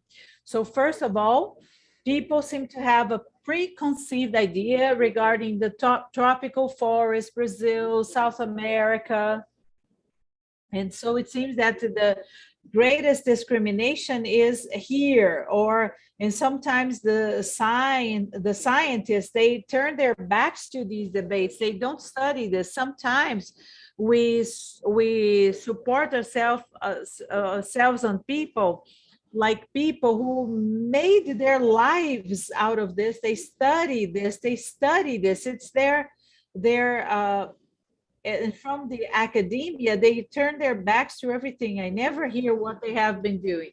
So if the academia has an essential role to generate knowledge, to generate technology that is going to favor the vocation that we have, and so sometimes we cannot count on this. We cannot count on this. There is a gap, a huge gap. And so I would like to criticize this. And this has been impacted by the discrimination of the sciences themselves regarding this. And this is a question that I ask myself.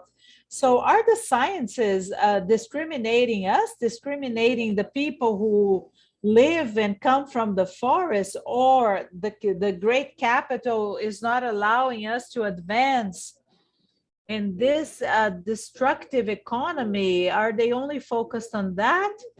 And so when it comes to this aspect, we, the most traditional peoples, we have been learning a little bit with that. Nowadays, we have more knowledge nowadays than we had 40 or 50 years ago, because the fights that we had in the past, and they were something extraordinary. And my father was a part of this. Those people at that time couldn't even read or write. So Chico Mendes' first measure was teaching people how to sign their names and a little bit of mathematics, so that these people would not be tricked out of their money by their bosses. And so some people now who live in the forest, they went to the university, they took their masters, they took their PhD courses. So we have started understanding the game, even though the game is still very unequal, because the Westerners dominate the sciences. As we well know, we can now understand the process. And when we discuss economy, we're not tricked regarding what it means to us.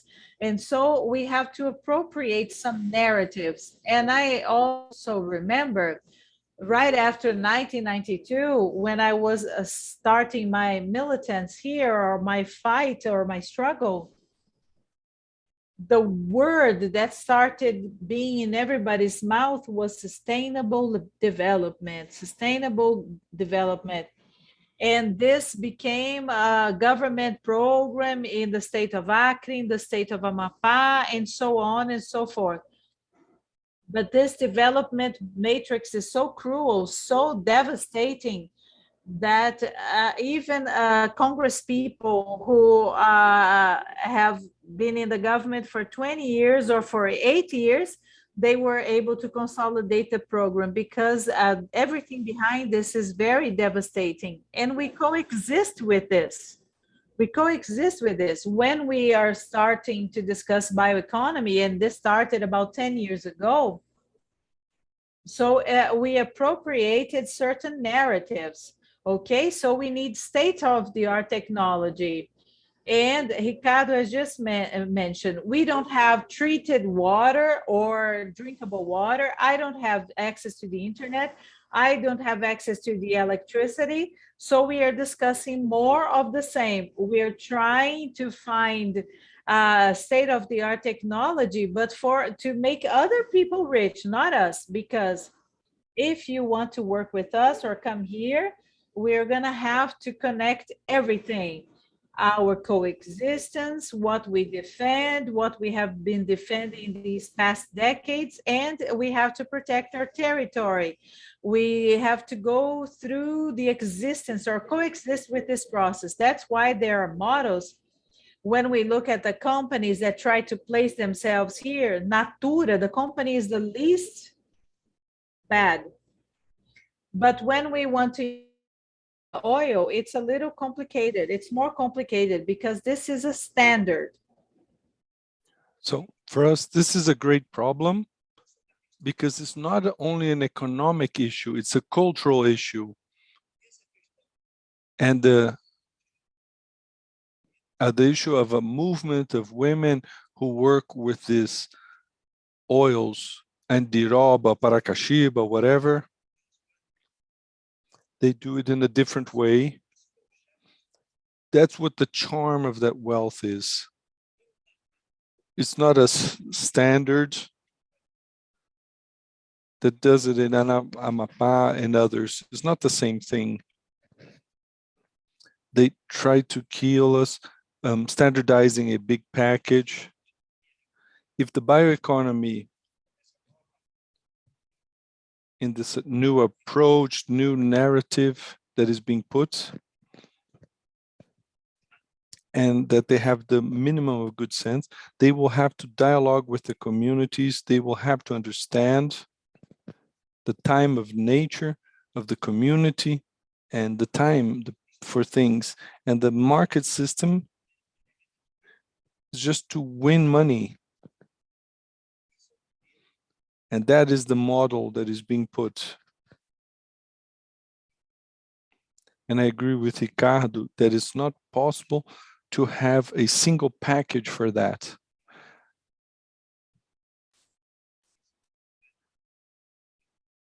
Sensibility for those of coming to debate, discuss with us, that they build a solidity 30 years ago in terms of sustainable development and certification. Certification was something important for us. And it was the creator of the FCCC, but we left that because we didn't agree. It became a certification for capital gains in the big companies. They have the seal, but destroying our quilombolas. They got one here at the north of Pará. He had to take down because it was destroying the forest and the way of life. In this issue of appropriating to put a seal for the good consumer, we've taken the lessons from that. These initiatives are very good, that we have to be a little bit more careful.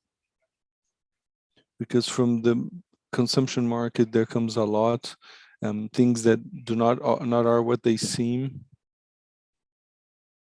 In terms of inclusive, the forest, the logic that was put forth when it's the issue of, I wrote down here, the assets of the biodiversity of the forest and the social assets, these are gigantic and an important role for these two assets. They work together, biodiversity and the life of people. These are part of one thing. That's why they had this great struggle of the 40 years. And I sometimes ask myself, how is the system and at that moment and this economic model that is on the domain of the West for an American matrix that was destroying the land collectives in the 70s and 80s and putting into our constitution the dream of having the collective right to the use of land. And how did this not go into the constitution? I remember we were discussing the law of biodiversity, and Sandra remembers that our interest within the law. Great companies, people who didn't even speak Portuguese. And the interest of the great companies, the pharma, big pharma, etc. So sometimes I ask myself, at the end of the 80s, the collective use of the land so that we could advance. They want the more land from the indigenous. The quilombolas are all tied up. When they woke up, we had another conquest, 30% of the Amazon in our domain, but not within the demand. So a lot of demands for new reservation. No one answered. How did this go in the end with the Constitution? I'm not talking about Brazil. The system that dominates this in the West. I know a lot of things I'm discussing has to do with the Western economy. So I wanted to say that the discussion, we will have a second event of the indigenous people. We want to go with a very clear alignment. And in this debate that is being carried out in the Americas, that this is important. This will help us clarify the traditional people of the Amazon. Nobody accepts the way things are being done or continue to be done. And we're going to the universities, provoking the universities,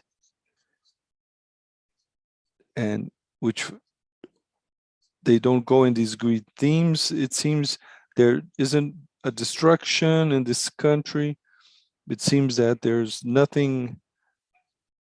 1,000 municipalities do not have water to drink because the climate doesn't allow. But when you go to the academia, it doesn't seem like it's happening in this country. And we've done a lot of criticism in relationship to that.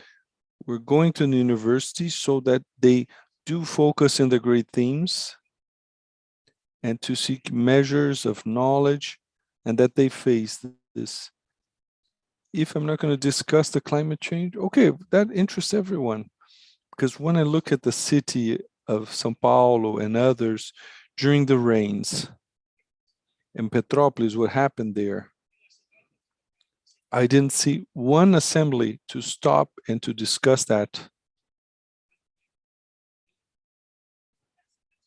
Just to remind you, sorry, you have 3 more minutes. Because it seems this theme that we're discussing here, it doesn't interest the matrix of destruction that is in this country, that is in the state governments, municipal governments, central government, and in the matrix of the international. At either copy, we have more and more expenditure. We have more and more.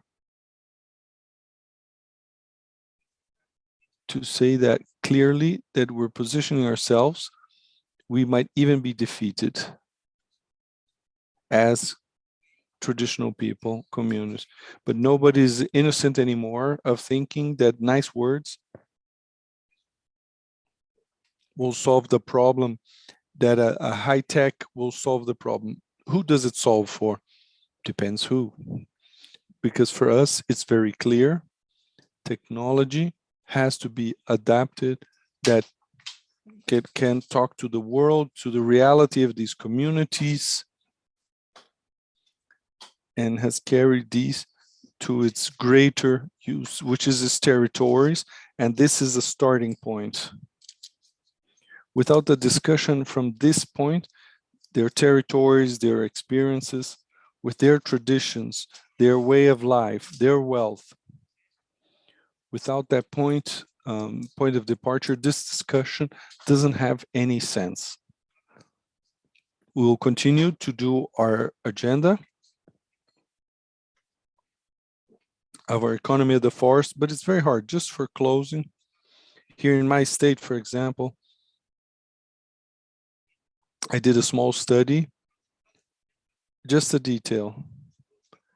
it showed that the state of Amapá is small and has the greatest economy of the acai, and acai is within the logic of what we're discussing here. So in Amapá, with all of the security of the world, acai is 12 billion reais in our economy. So the strategy of the government, of the state, has nothing to it. They defend soya, livestock raising. Government is concerned with other stuff because the system is taken by that. Something that doctor said, I'm going to deal with an economy where the environmental services, where I have to have a credit matrix so I can have special credits. Some people have subsidies for poison. That is a disgrace for people. And you don't have a special credit for those who work with sustainability. To see what's the great challenge of this discussion, but I'm very calm as a citizen and as my life that is part of this, that we are very secure in what we want, of what interests us. We are aware of the correlation of strength that is totally unequal. And we understand that science in most moments is not on our side. And our resilience is what brought us here. And that's how we're going to keep on this path. If in this trajectory, if they're in favor of what I put, we'll commemorate, but we'll continue with our resilience, investing in our youth, which is our main target at this moment, and working so that this youth be stronger and stronger every day. If we lose our youth, we lose that forest, and we cannot lose this and the seduction of the urban environment, and where a number of youth defending that biodiversity, we might be crying in the future. I think that's it. Thank you. Thank you, Joaquin. All three speeches were complementary. We started with Thais as regards the lack of information, the potential of the forests in the tropics, and such a great potential that needs to be way more developed and valued, because from the information, it was very clear. FAO itself, like Thais mentioned, has a program, a working program as regards the bioeconomy, but we need informations to have resources for these agencies. So some questions in that sense.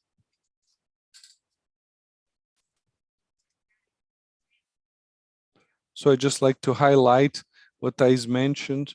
We have the importance of that statistics and working with all of that potential, and which was presented in the results in 2023, for 2023. Ricardo also brought to us some interesting things as regards the concept of the bioeconomy, of the knowledge. This concept focused very much in knowledge, innovation of technologies. He did the research on that and didn't see this relationship of the bioeconomy with tropical forests. So once more, to reinforce that we need to raise these issues, disseminate these, and to work to conquer this space of the bioeconomy of the forests. And for that, it is necessary to win, overcome some problems. He talked about Brazil, but it might be the reality of other countries, especially in the Amazon, with illegal land sales, illegal mining that impact the development of the bioeconomy, but also brought to for us the issue of youth,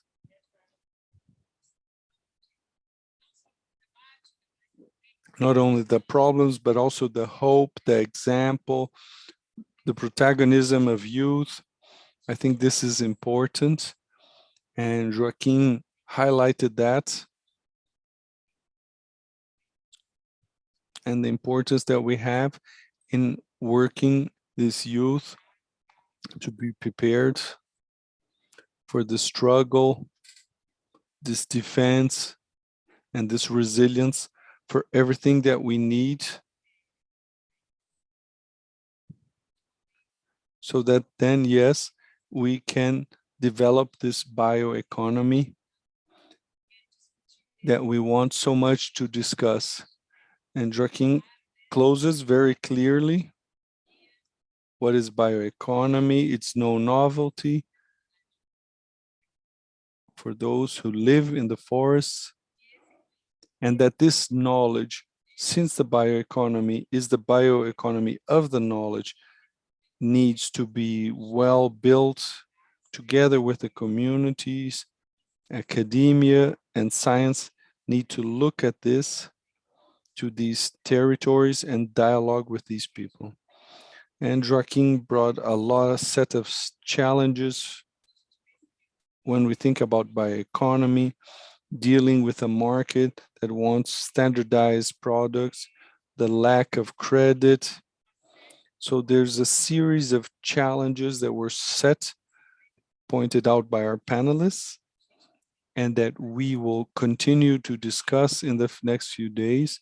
We want to discuss challenges, solutions, proposals, so we can present it in the last day of our event, where we'll have the opportunity to present proposals to possible partners and financiers. So I think this panel was very rich. It won't end here. Just a little bit of patience, because there are some questions for our panelists from those who are watching us. I know it's already night where Thais is, but I have questions for you, Thais, as well.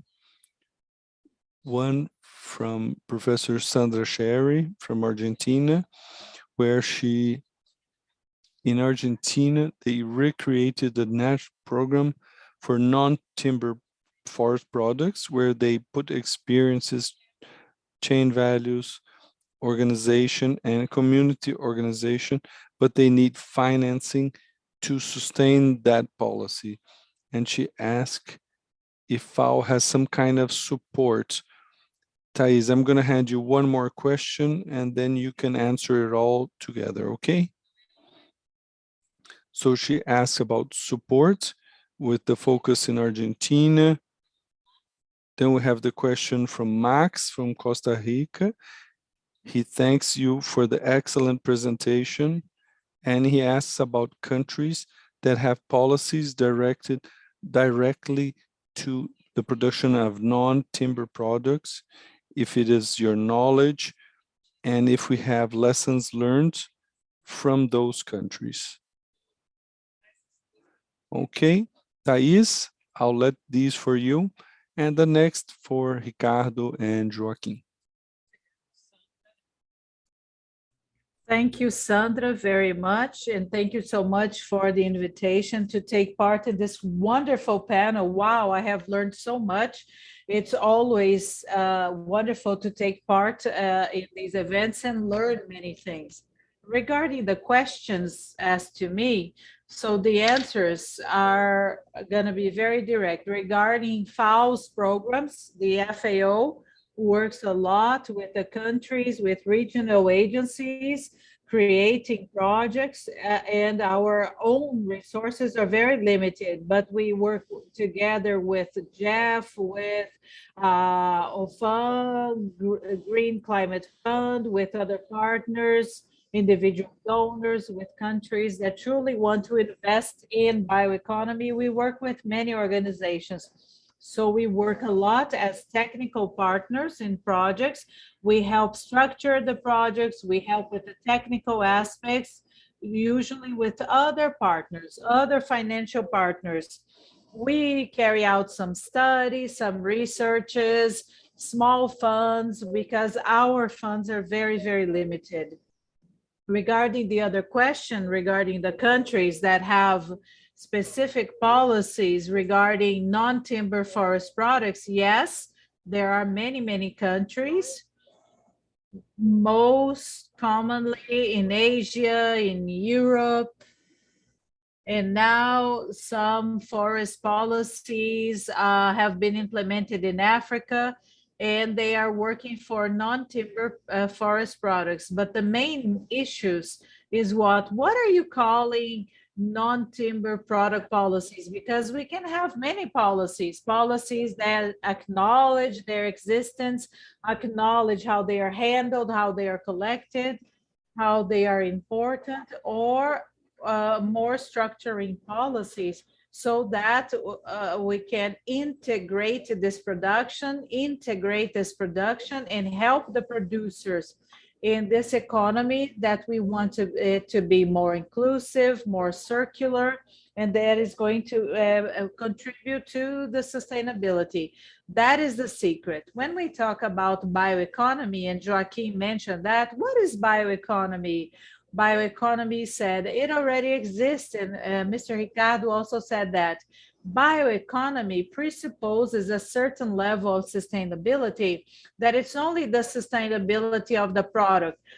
This product was produced in a sustainable way. No, it also presupposes inclusion, the reduction of inequalities. So the world is a world that produces products that are not environmentally positive or neutral, but also products that are socio-environmentally positive. And I like this expression that Brazil uses because it is the social biodiversity production chain. And social biodiversity chain is as if we were creating a separate group for something that should be the rule and not the exception. Because every time we talk about bioeconomy, it discusses social biodiversity productions.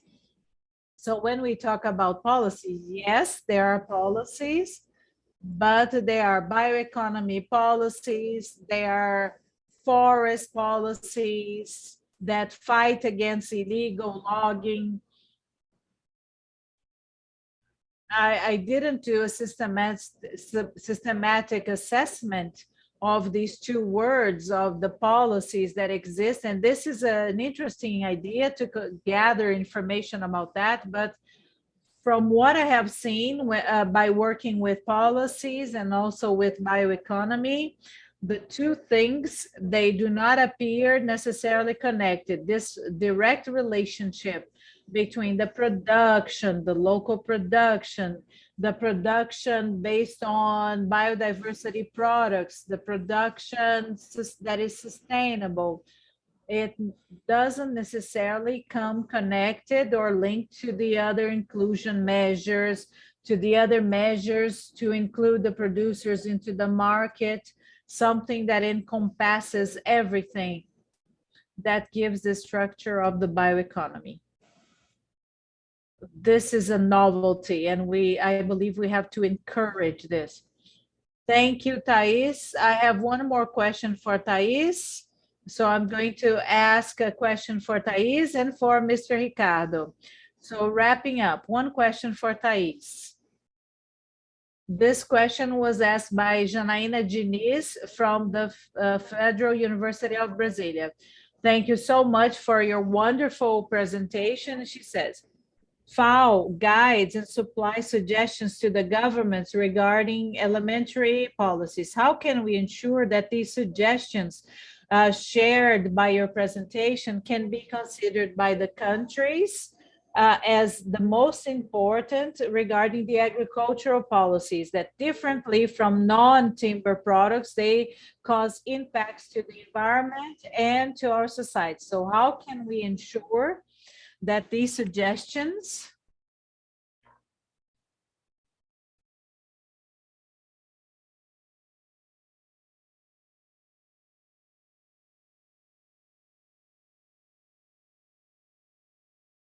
And then we answer for Thais. Your question is from Trevisan. How do we do that the logic of the traditional conventional bioeconomy does not cut our people's knowledges of the seas and of the skies? I will go back to Thais. Thank you, Sandra. Thank you, Janaína, for your question. We supply a lot of suggestions. My presentation was based on the work that we carry out in FAO is the country with the countries. And one of the important things that happened in FAO in the last years was this approach to the agriculture agenda, to the agenda of food security and nutrition. So if you surf on FAO's website, we have already carried studies, even in Latin America. Bolivia, for instance, was able to count on our direct support. We had a colleague that lived in Bolivia for 3 months doing this work with the Bolivian government, with Bolivian organizations, which is work of valuing the products, okay, those non-timber forest products in the food chain, their nutritional values, and all of the process of valuing and integration of these products, okay, into the diets of the populations, and also access to the market, etc. And in a more general way, and this is a recommendation that has left our forest committee and also our agriculture committee. And so FAO has representations from most of the countries in the world, like the UN, and we have committees where these countries are represented, and they give us work. And so the agriculture and the forest committees, they have guidelines that we have to have more exchange of information. And so now some agriculture committee members take part in the forest committee and vice versa, discussing the connection between agriculture and forest. And we do the same thing with the food security committee. It's another committee that we have. So we truly try to put these things together, and we try to generate technical contributions. And when I say suggestions, we always do our work, our rules and regulations work. We generate data, we carry out assessments so that we can create policies. Yes, we can do it, and we can do more robust things as well, depending on the partnership or on the situation. Thank you very much.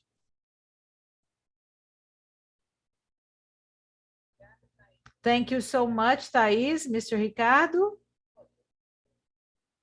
Well, thank you so much for the question, Adriana. And the answer to your question is not economic, it's political, obviously, because we need, above all in Brazil, because in the other countries of the Amazon, even due to the participation, the greater participation of the indigenous populations when it comes to the total population, that this exists. And what we see in our case is a lack of respect to the spiritual and material cultures of these peoples of the forest, because it's not only terrible in human terms, but it's a waste. It's a waste. It's a waste because of the wealth. Even if you do not consider the wealth in terms of the creation of value, etc. Okay, So the material culture and the spiritual culture of the forest peoples is essential. Essential. Today in the Amazon, they speak hundreds and hundreds of languages. Only a few countries have this privilege of being able to count on this wealth of culture. And this should make Brazilians proud. Since nowadays we are governed by fundamentalists, we are run by fundamentalists, the main objective of these people is to integrate the indigenous peoples into their civilization.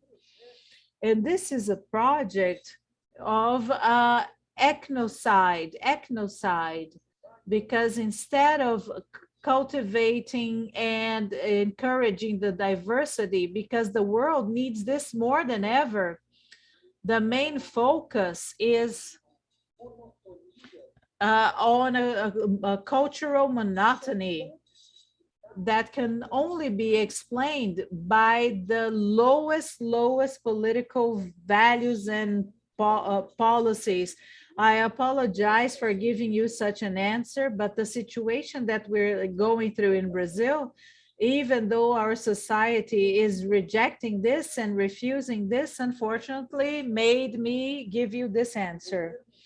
This is a democratic government that is going to know how to take sanitation, the internet, modern trading systems to the interior of the forest, and also to value the material and spiritual culture of the forest peoples. And not only the forest peoples, but the Umbanda people, the peoples that have the most different religious traditions. We don't want a society that is dominated by white men, old white men, and that they all think the same way. Democracy exists so that we can avoid this kind of abomination.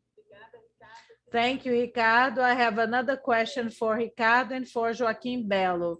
The question is asked by Professor Janaína Diniz, and then then after I ask the questions, we're going to pass the floor to Mr. Ricardo and to Mr. Joaquim. Unfortunately, we're not going to be able to answer all of the questions because we still have part of the program. So this question is for both Ricardo and Joaquim from Professor Janaína Diniz. What is necessary for us to integrate the populations, the governments, and the communities of Latin America so that they can recognize and acknowledge the values of the peoples, the forests, and the products that they preserve? Is it possible to work in partnership with the countries in Latin America and in the Caribbean, preserving the products, even though they have local, regional, and state specificities? And then, Ricardo, please answer this question and make your final remarks. Not only is this possible, but this is absolutely indispensable. When at the end of World War II in Europe, they signed the coal and steel agreement, it was much more than an economic agreement. First of all, it was an agreement to stop all wars, but to also establish a quality of life or a way of life that started the European Union. We are not going to be able to have a forest that is healthy, that is going to contribute with the ecosystemic services for human beings if we persist on the vision that each country has to defend what they have isolatedly or isolatedly. No, the forest is way more a value than a resource. It is an ethical normative value, and we have to consider this. That's why the bioeconomy, and I agree a lot with what Thais mentioned when she gave her first answer. The bioeconomy is not simply as an economic sector. the bioeconomy is a signal for the way how we are establishing a relationship between our societies and nature. So also in the bioeconomy, and this is decisive in the bioeconomy, this ethical normative aspect. If a forest is a value more than a resource, this value should be defended jointly by all of the peoples and by all of the governments that form the Amazon jungle or the Amazon forest. The greatest experts in bioeconomy, Christian Barker and Mr. Aguilar, they talk about biodiplomacy. We're going to need to carry out this biodiplomacy. Diplomacy shouldn't only be climatic, it should also be a biodiplomacy of biodiversity, because the erosion of our biodiversity is a danger, a threat to the human survival. In the climatic threat, we also have a factor, a synthetic factor, 1 degree, 1.5 degrees, 2 degrees Celsius more. But in our biodiversity, we don't have this. But in a world that we should face the climate problems at the expense of biodiversity, this world would be very, very inconvenient for our human survival and life on this planet. So biodiplomacy, unity of all of the peoples, unity of all of the Latin American countries, defending the forest and the sustainable use of the forests. Thank you so much, Ricardo. Now, Joaquin, I'm going to have one question for you besides this one. And then I'm going to ask you to make your final remarks, because I also have another question. So for Joaquin, is a question from Roberto Porro, the biodiversity law in Brazil. In Brazil, we have a biodiversity law, and Roberto asks, in your opinion, how can we compatibilize actions and also follow the biodiversity law that is going to meet the demands of the cooperatives, associations, with the needs of most of the agro extraction families that are not organized yet, and they need to sell their products? So Joaquin, were you able to write down the two questions? Yes? Okay, so I'm gonna ask you to answer the two questions and make your final remarks. If I'm not mistaken, the number of this law is 13123, 13,123, this law. So this is the biodiversity law. It was created to protect the traditional people's rights. And it had to work the economy with the economy based on the biodiversity, and so they wanted to have this flow of the biodiversity. So the law is important from a perspective of the economy, but we wanted our rights to be protected. This was the great defense that we did. But as a law, it has been enacted already, but as a law by itself, it cannot handle everything that we need to happen. And the forest code was not even enacted, and people are amending it and changing it. It's like a Frankenstein now. If we don't have the political will to do the right thing, the law is just going to be a piece of paper. So at the CNS, we usually say there are measures that were created without rules or regulations that work very well. And some things have already become a law or a piece of legislation, and they don't work at all. It truly depends on the political will. And so if they are hurting our territory, then we're going to try to use conventions or go to the public prosecutor's office, okay? And so a law must be implemented depending on political will. The second question that was asked to me and to Mr. Ricardo And we have an exercise in Brazil that is important to have this unity between the countries, the Latin American countries regarding this topic. So there is an exercise for us to do this, a specific exercise within the CGF. We have an exercise being done, but it's very complicated because the CGF, there are many, many governors from many countries. They got together to collectively defend a sustainability policy. It's still very hard. It's a committee that discusses general lines of everything the government does, and all governments of the Amazon are part of that package, that discussion. And movement, so these governments can do projects, sustainable projects. But it's very hard due to the political issue. It's the model, something we put always at the model, the matrix of development that is set in a way everyone is subject to that. And the Amazon, despite even is part of the CGF strategy of not being able to work or to defend anything else. So it is very hard. So it's very important that at agenda, at least from our side, is a community to build these alliances with various countries in the border with Brazil.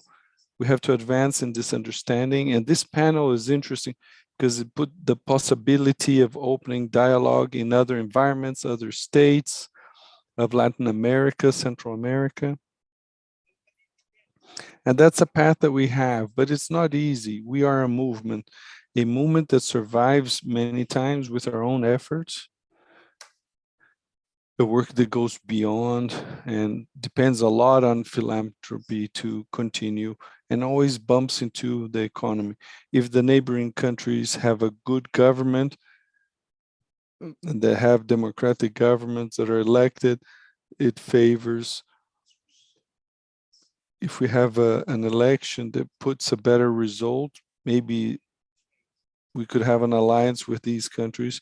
Even in FAO, in the discussion, we participated a lot with the Via Campesina movement, the theme of biodiversity, a lot of family agriculture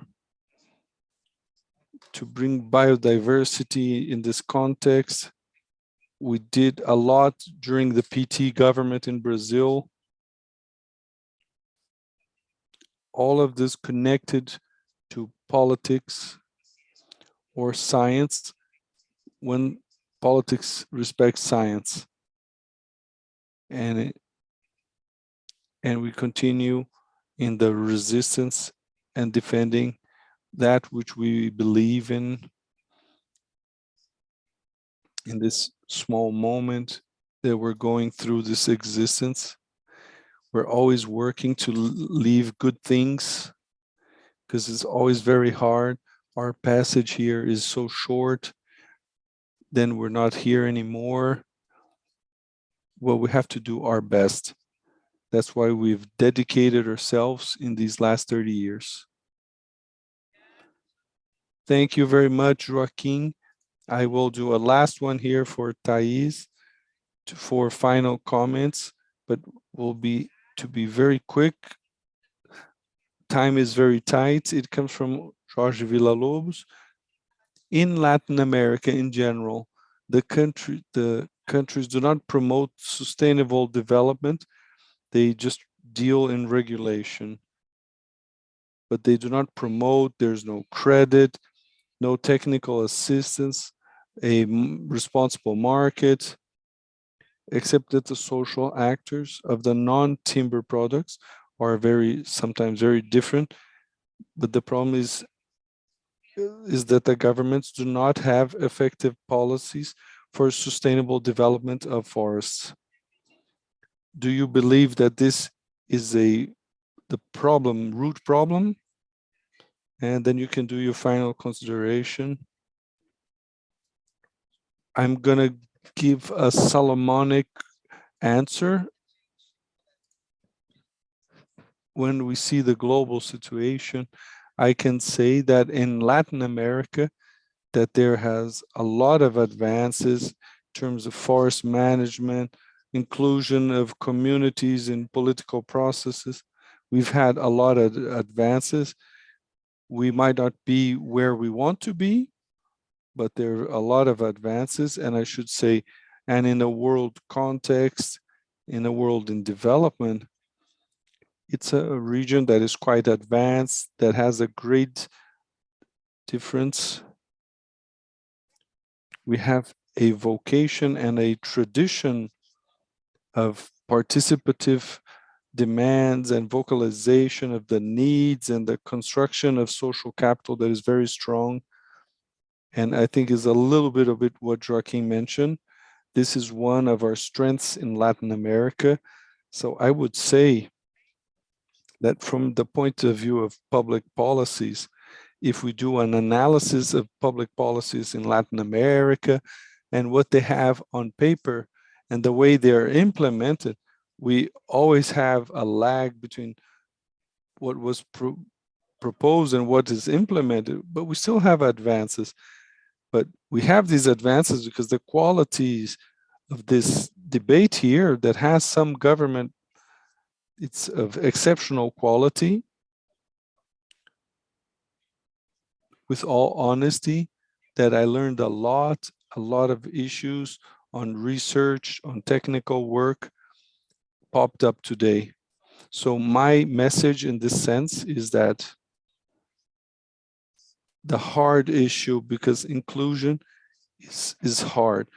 Who works with inclusion in any dimension knows that this is a permanent work, and change in the ways of work and of life and conceptions are always very hard to overcome, and they demand constant work. Is it an issue of funds? Yes, we work in agenda, a conception of world and of working of society that for many is still new, and we need to work constantly to advance it, even though we know that these elements are present at many generations, but this concept, the structuring of that in policies and a way of working of society is something relatively recent. I would like to make 2 points as regards the questions and debate in general. There were some issues, some positioning as regards financing in chat. There was a lot of talk as well. And there's an issue that is in chapter 4 of SOFO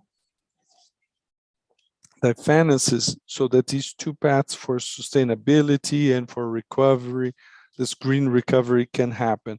And one of the things we talk about is how the resources that exist that could be benefiting forests and the bioeconomy and how these are applied. And there are many indications, and it reflects a little bit about the issues of negative subsidies when you have public policies that are against the forest. This is quantified at the global level.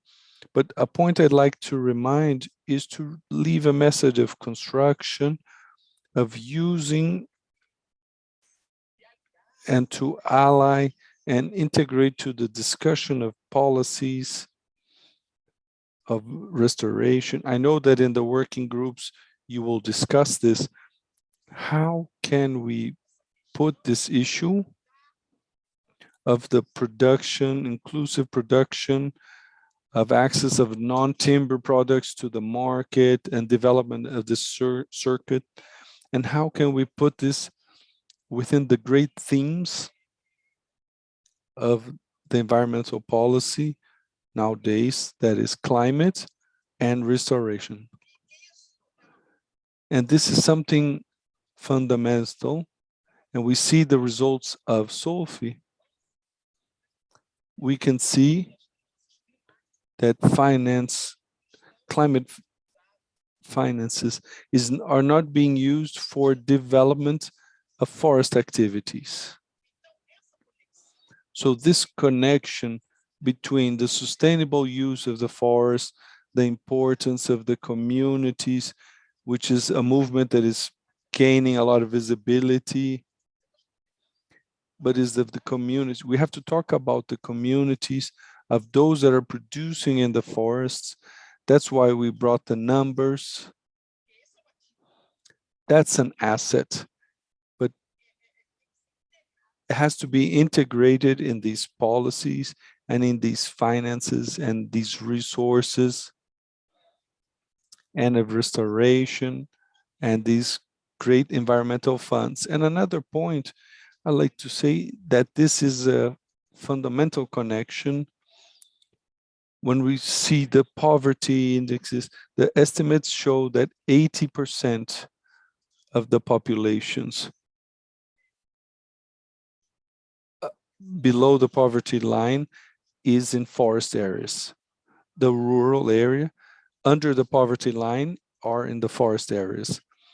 When we think of the wealth of the forests and this number, is that there's something very wrong. We really have to do that. This circuit should work and that this population have the capabilities, the knowledge, not only to collect, but to be able to use, develop in all of the dimensions that allow not only subsistence, there is a difference between subsistence and leaving poverty. And maybe the forest might be important to guarantee that people do not die, they need to survive, but we have to take this step from leaving poverty based on a bioforest economy. Thank you very much. Thank you, Joaquim, Thais, Ricardo. Very rich. We apologize for those questions that were not answered. And now I hand back to Ana Elise. Thank you all presenters, it's very good. Excellent questions, a lot of inspiration for the working groups tomorrow. Thais, Ricardo already answered some of the questions in the chat. Those that were not answered, we will send it later. At least through the chat they can answer. Or we can send it through email so we have those answers. Now I'll ask you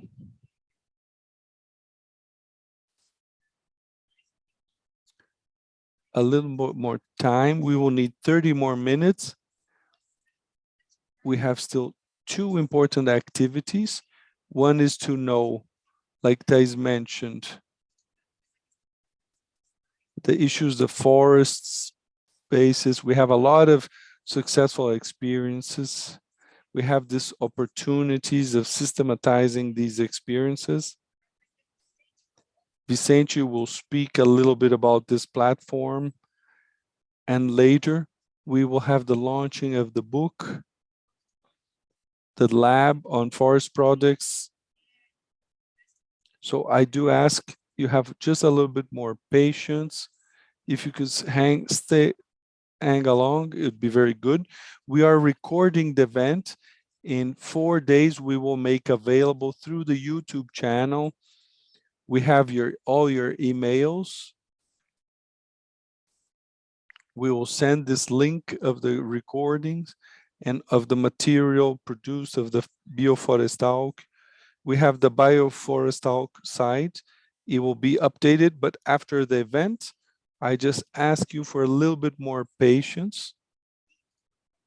And please, something important, sign the list of all of those who participated. So we have your data and we can consider all of you as being present. Thank you. So now I will call Vicente. to make the presentation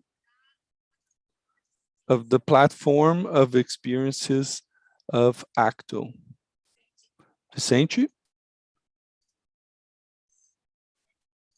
Good afternoon, good night if you're in other time zones. And also have the opportunity to thank the panelists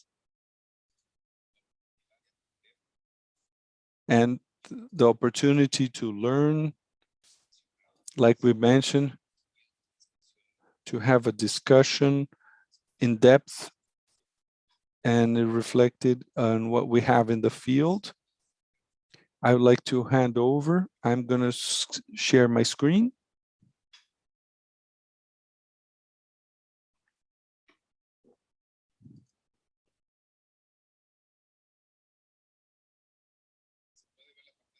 Can you see my screen?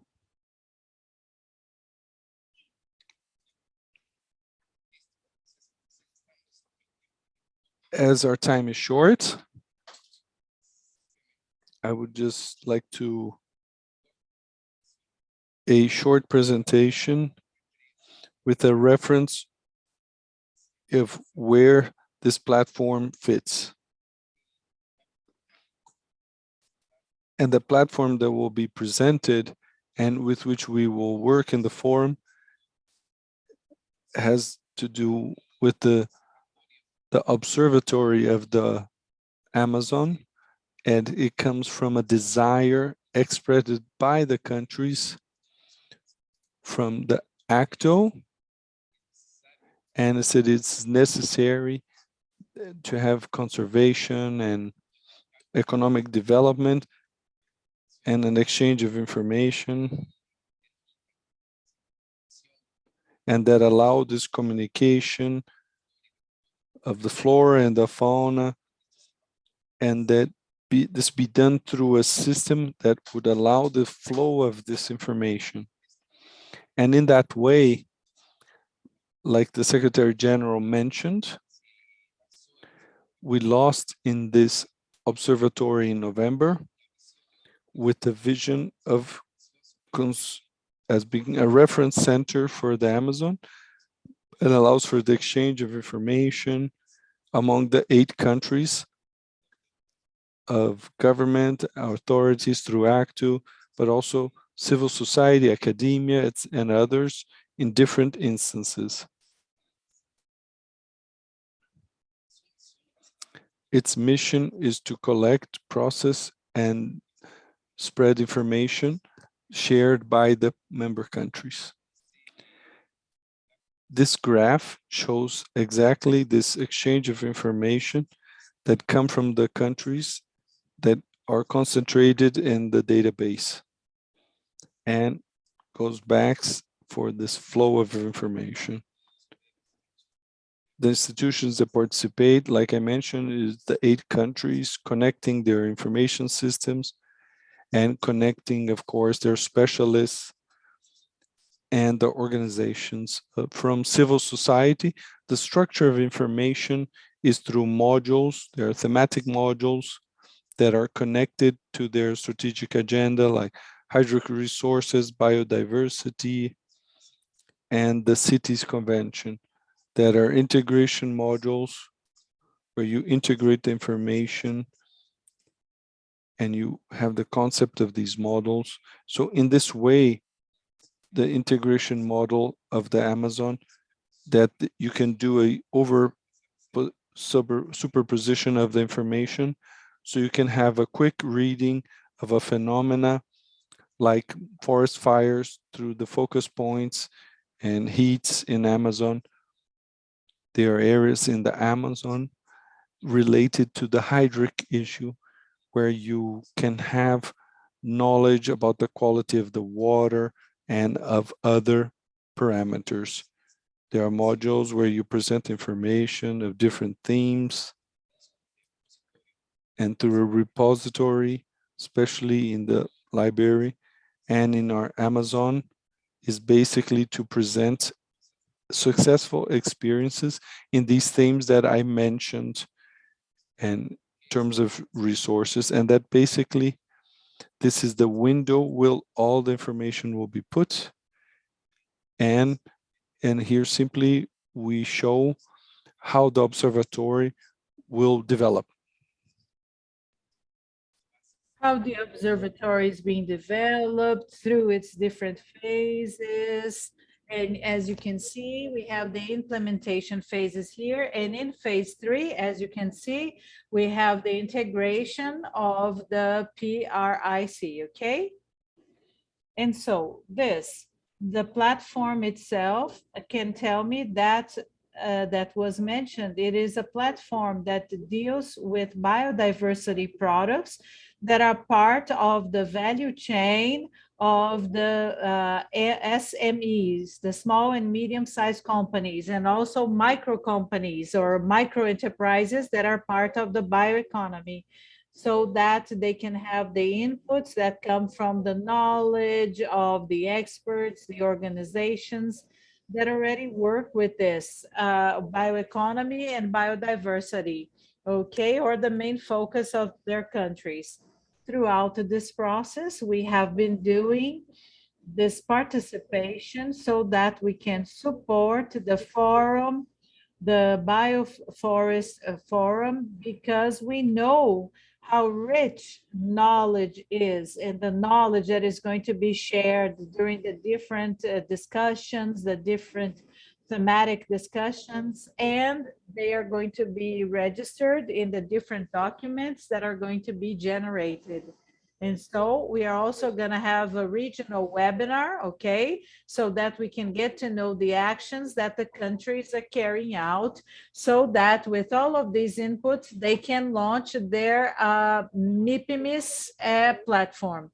As the secretary mentioned, Vicente,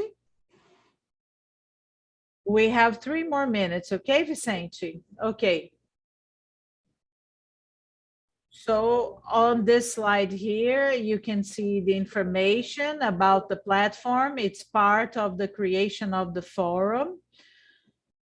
And we have this information and knowledge exchange platform, okay? You can also see this.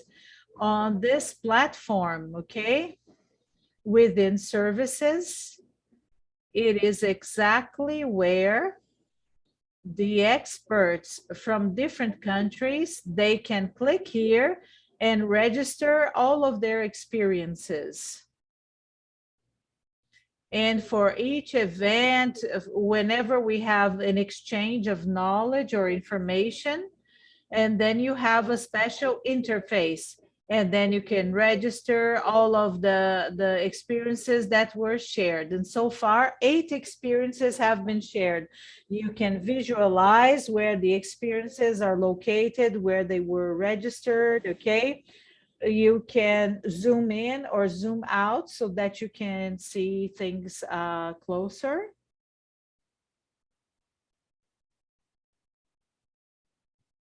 And we can also visualize all of the resources that were shared during these experiences. In this case, regarding Suriname, we have a video, and I'm going to present the video now. Do we have time to watch the video, Nelucy?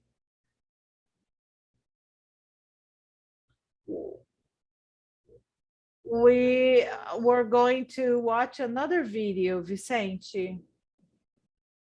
This is a 5-minute video about the sustainable livelihood. We have another video from Suriname that we're going to play, okay? So it's another video, okay? It's another video.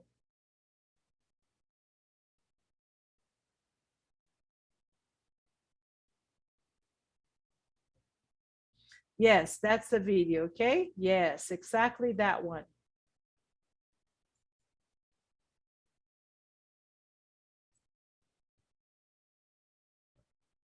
Okay, so you have to stop sharing your screen and you have to share the audio. We cannot hear anything, okay?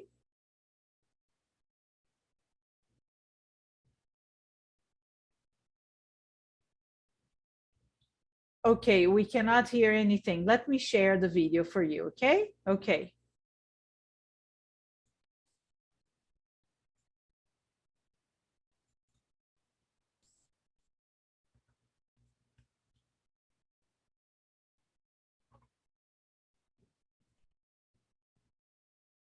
It's very, very low.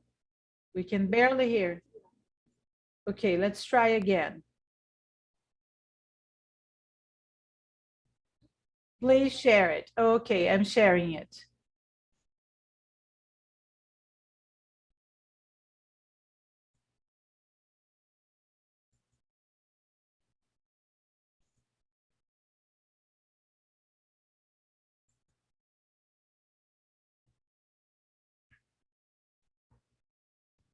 So the planet is getting warmer and warmer as we liberate more CO2 into the atmosphere due to the deforestation and the burning of fossil fuels.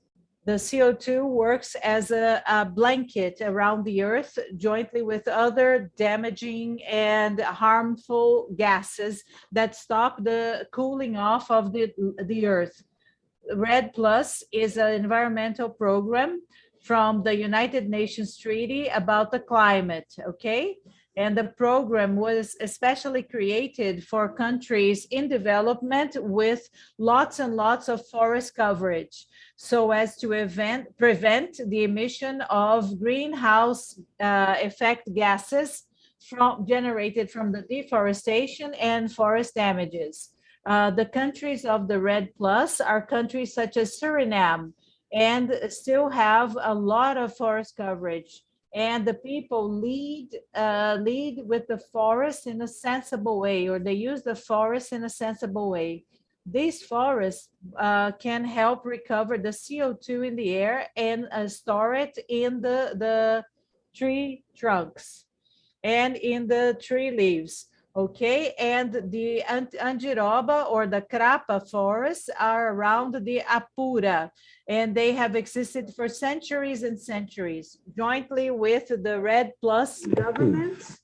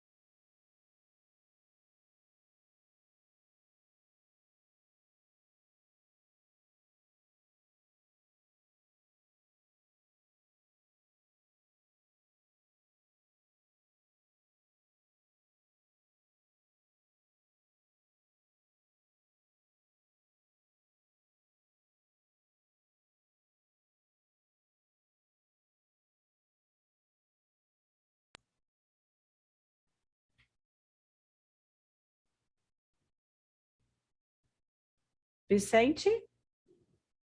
Oh, we are here.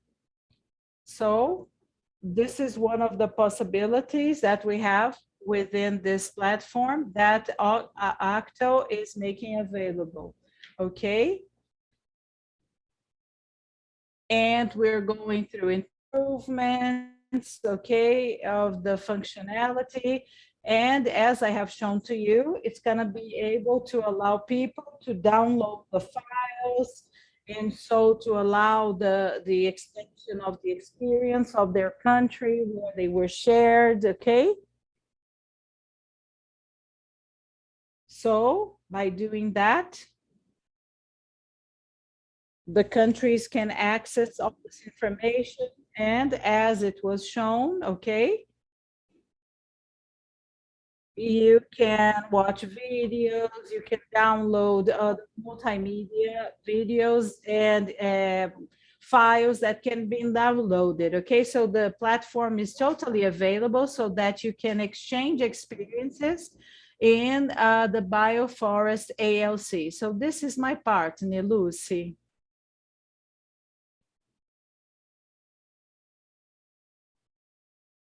Thank you very much, Vicente. So we're going to share more information regarding the platform during the event or throughout the event so that you can watch it and be a part of this.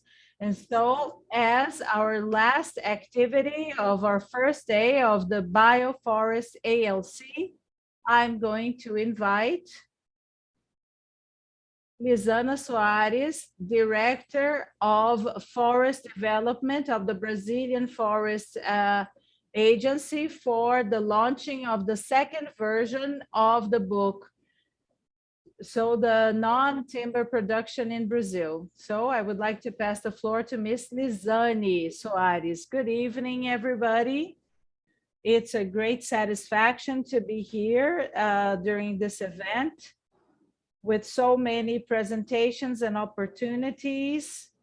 So without much further ado, for us, it's a great pleasure to launch the second edition of the bioeconomy book, the Forest Bioeconomy, okay, the non-timber production in Brazil. We launched the first version in 2019 when the Ministry of Agriculture implemented the program, social diversity and also bioeconomy in Brazil. So bioeconomy was jointly with social biodiversity. This is a topic that is discussed a lot in our country. This book was organized by the Brazilian Forest Services jointly with the Family Producers Association and also CONAB. And I would like to enjoy this opportunity to thank each person who contributed directly or indirectly to make this book come true. This publication discusses the conjecture of the production of non-timber products in our country. It discusses the importance of non-timber forest production, the distribution that it has around our territory, our main products such as food products, aromas, medicines, rubber, fibers, etc. And it also discusses the policies to develop the non-timber production in Brazil. We also analyze the types of production, the values collected, the exports, and the main non-timber products traded in the last 23 years in Brazil. The information has come from the IBGE, our Brazilian Geography and Statistics Institute, and made available by the Brazilian Forest Services. And finally, it also discusses the public policies that promote the non-timber production in Brazil, as the policy to ensure the minimum prices and also the program for the acquisition of food that are made available by CONAB. So therefore, I would like to officially present our book, and we are going to watch a brief presentation created by Sandra, given by Sandra, so that you can get to know the second edition of this book. And it's going to be available on all of our platforms. Thank you for your attention.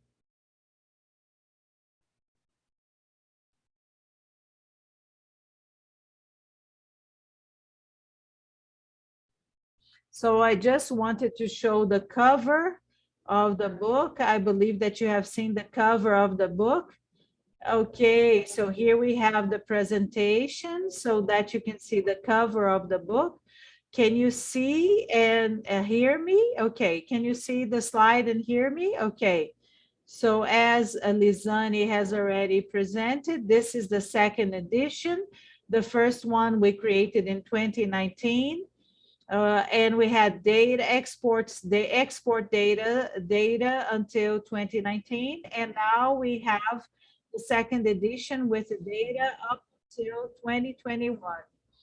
And this lag happened because we're waiting for the data to be processed, okay? And so we were able to update the data up until 2021.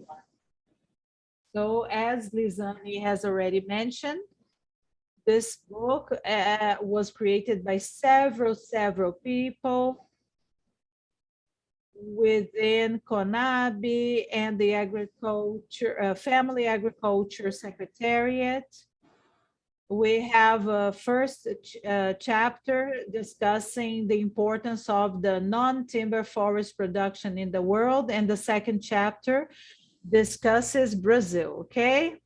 And the third chapter is where we are showing how this non-timber forest production is distributed within the Brazilian regions that we have, in several regions in Brazil. And it also emphasizes the types of products that we have classified by the research itself.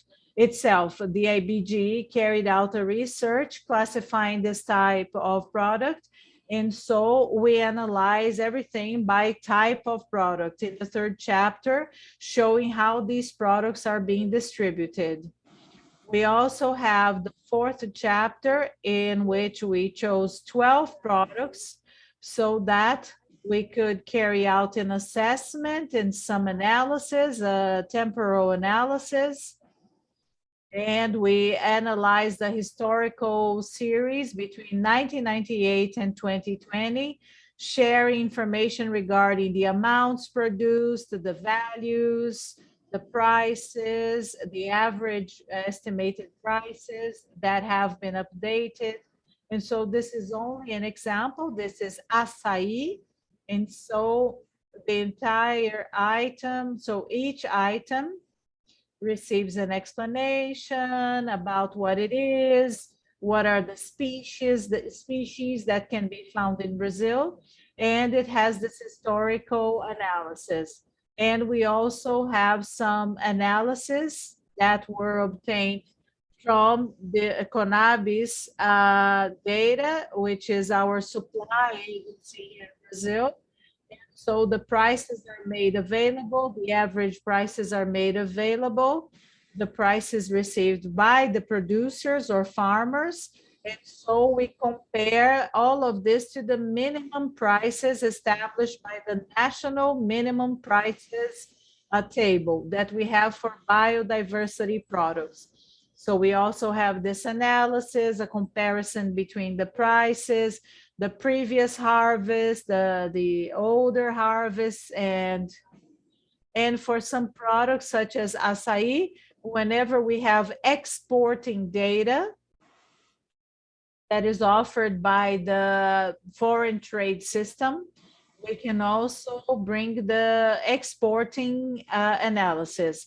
So açaí, we have information about açaí since 2018. Okay, and we also share this kind of information in the book. So this was created for those 12 products that I mentioned before. And finally, we are going to discuss some public policies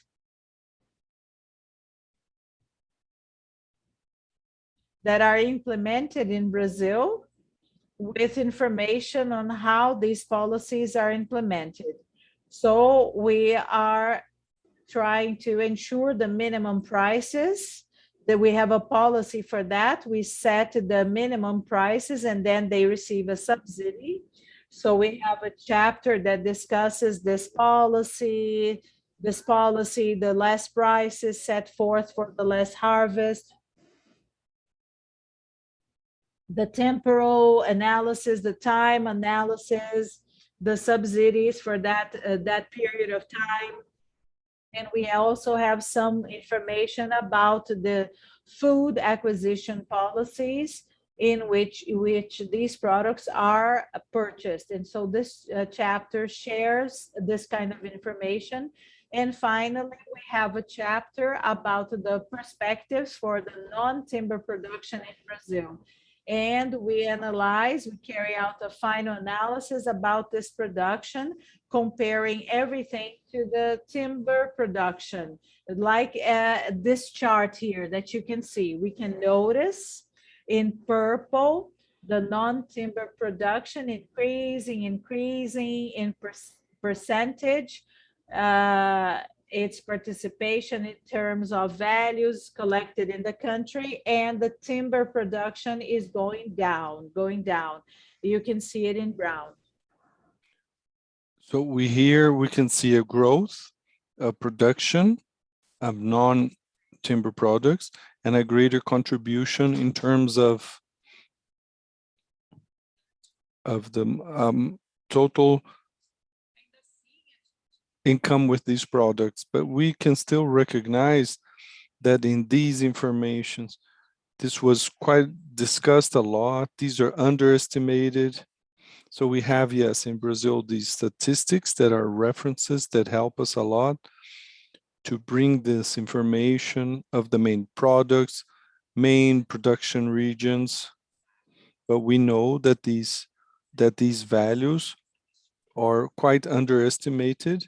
Like we said, today, the non-timber production, it goes a lot in an informal, and so this total is not accounted for.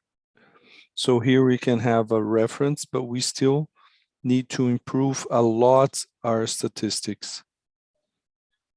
In the end of our book, we do a summary that we presented in the book, and in this new edition, we bring information as regards the graphs, so it's clear the understanding of those graphs and how the correction, monetary correction was done. So it could be the analysis, the historical analysis of production and prices of these products. Besides that, through the publication, we have some boxes within the book for the Brazilian biomes, like this one for Caatinga. We have also for other biomes. And we also have other informative boxes like these that speak a little bit about the forests and as regard information, like this one here. And the national inventory that is developed by the Brazilian Forest Service. So these are examples, but there are various throughout the publications. And in the end, we want to invite you to get to know the publication and to visit the portal of the Brazilian Forest Service. And there you can find the second edition of that publication that we are launching today. And we thank you all for following us, and we are available to discuss, to hear. You can send suggestions as well as regards the book that for us is interesting, that is always improving this production. Okay, that's it. Thank you very much. We didn't want to stretch too much because if you want to have a final comment, I'll send it back to you. And thank you. Thank you, Sandra. I would like to take the opportunity to say that nowadays it was spectacular for all of our guests, everyone that registered, to say that this is only starting, that in these next days, we count with all of you. It will be interesting topic.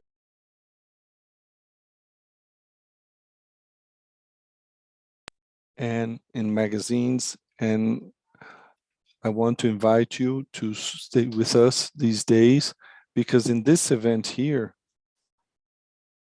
we will come with a lot of alternative perspectives, studies, and a new calendar that will come with all of these debates. And otherwise, I'd like to say good night to you all. And until tomorrow, thank you, Lizani. I would just like to give some notices. It's in the chat, the link of the book. We could repeat it. And about tomorrow, you're going to receive an email with orientations of the link to get into the working groups. Like I said, we will work in groups, and you need to choose between one of these groups. Here in the chat, the program, the full program, we can repeat it again. Thais, put the link where you have the full program. What experiences will be presented in each of these groups? We have the creation of capabilities, working group 2, marketing and markets for the bioeconomy, and working group 3, bioeconomy of the forest restoration. So put it in the chat. So you, Denise is saying thank you. And I ask the link of the program, because in the program, you have all of those who will speak tomorrow. You will receive an option by email, like you received today for the update, the reminder, and so you can get in tomorrow. And the choice is yours. You don't have to put it in the chat, okay? Thank you a lot. I'm missing the program link. And I close here. So our first day, Thais just talked. I like to close this first day. Thank you all for your participation. And I hope you're ready for tomorrow to talk more about bioeconomy of the forest. Thank you and good night.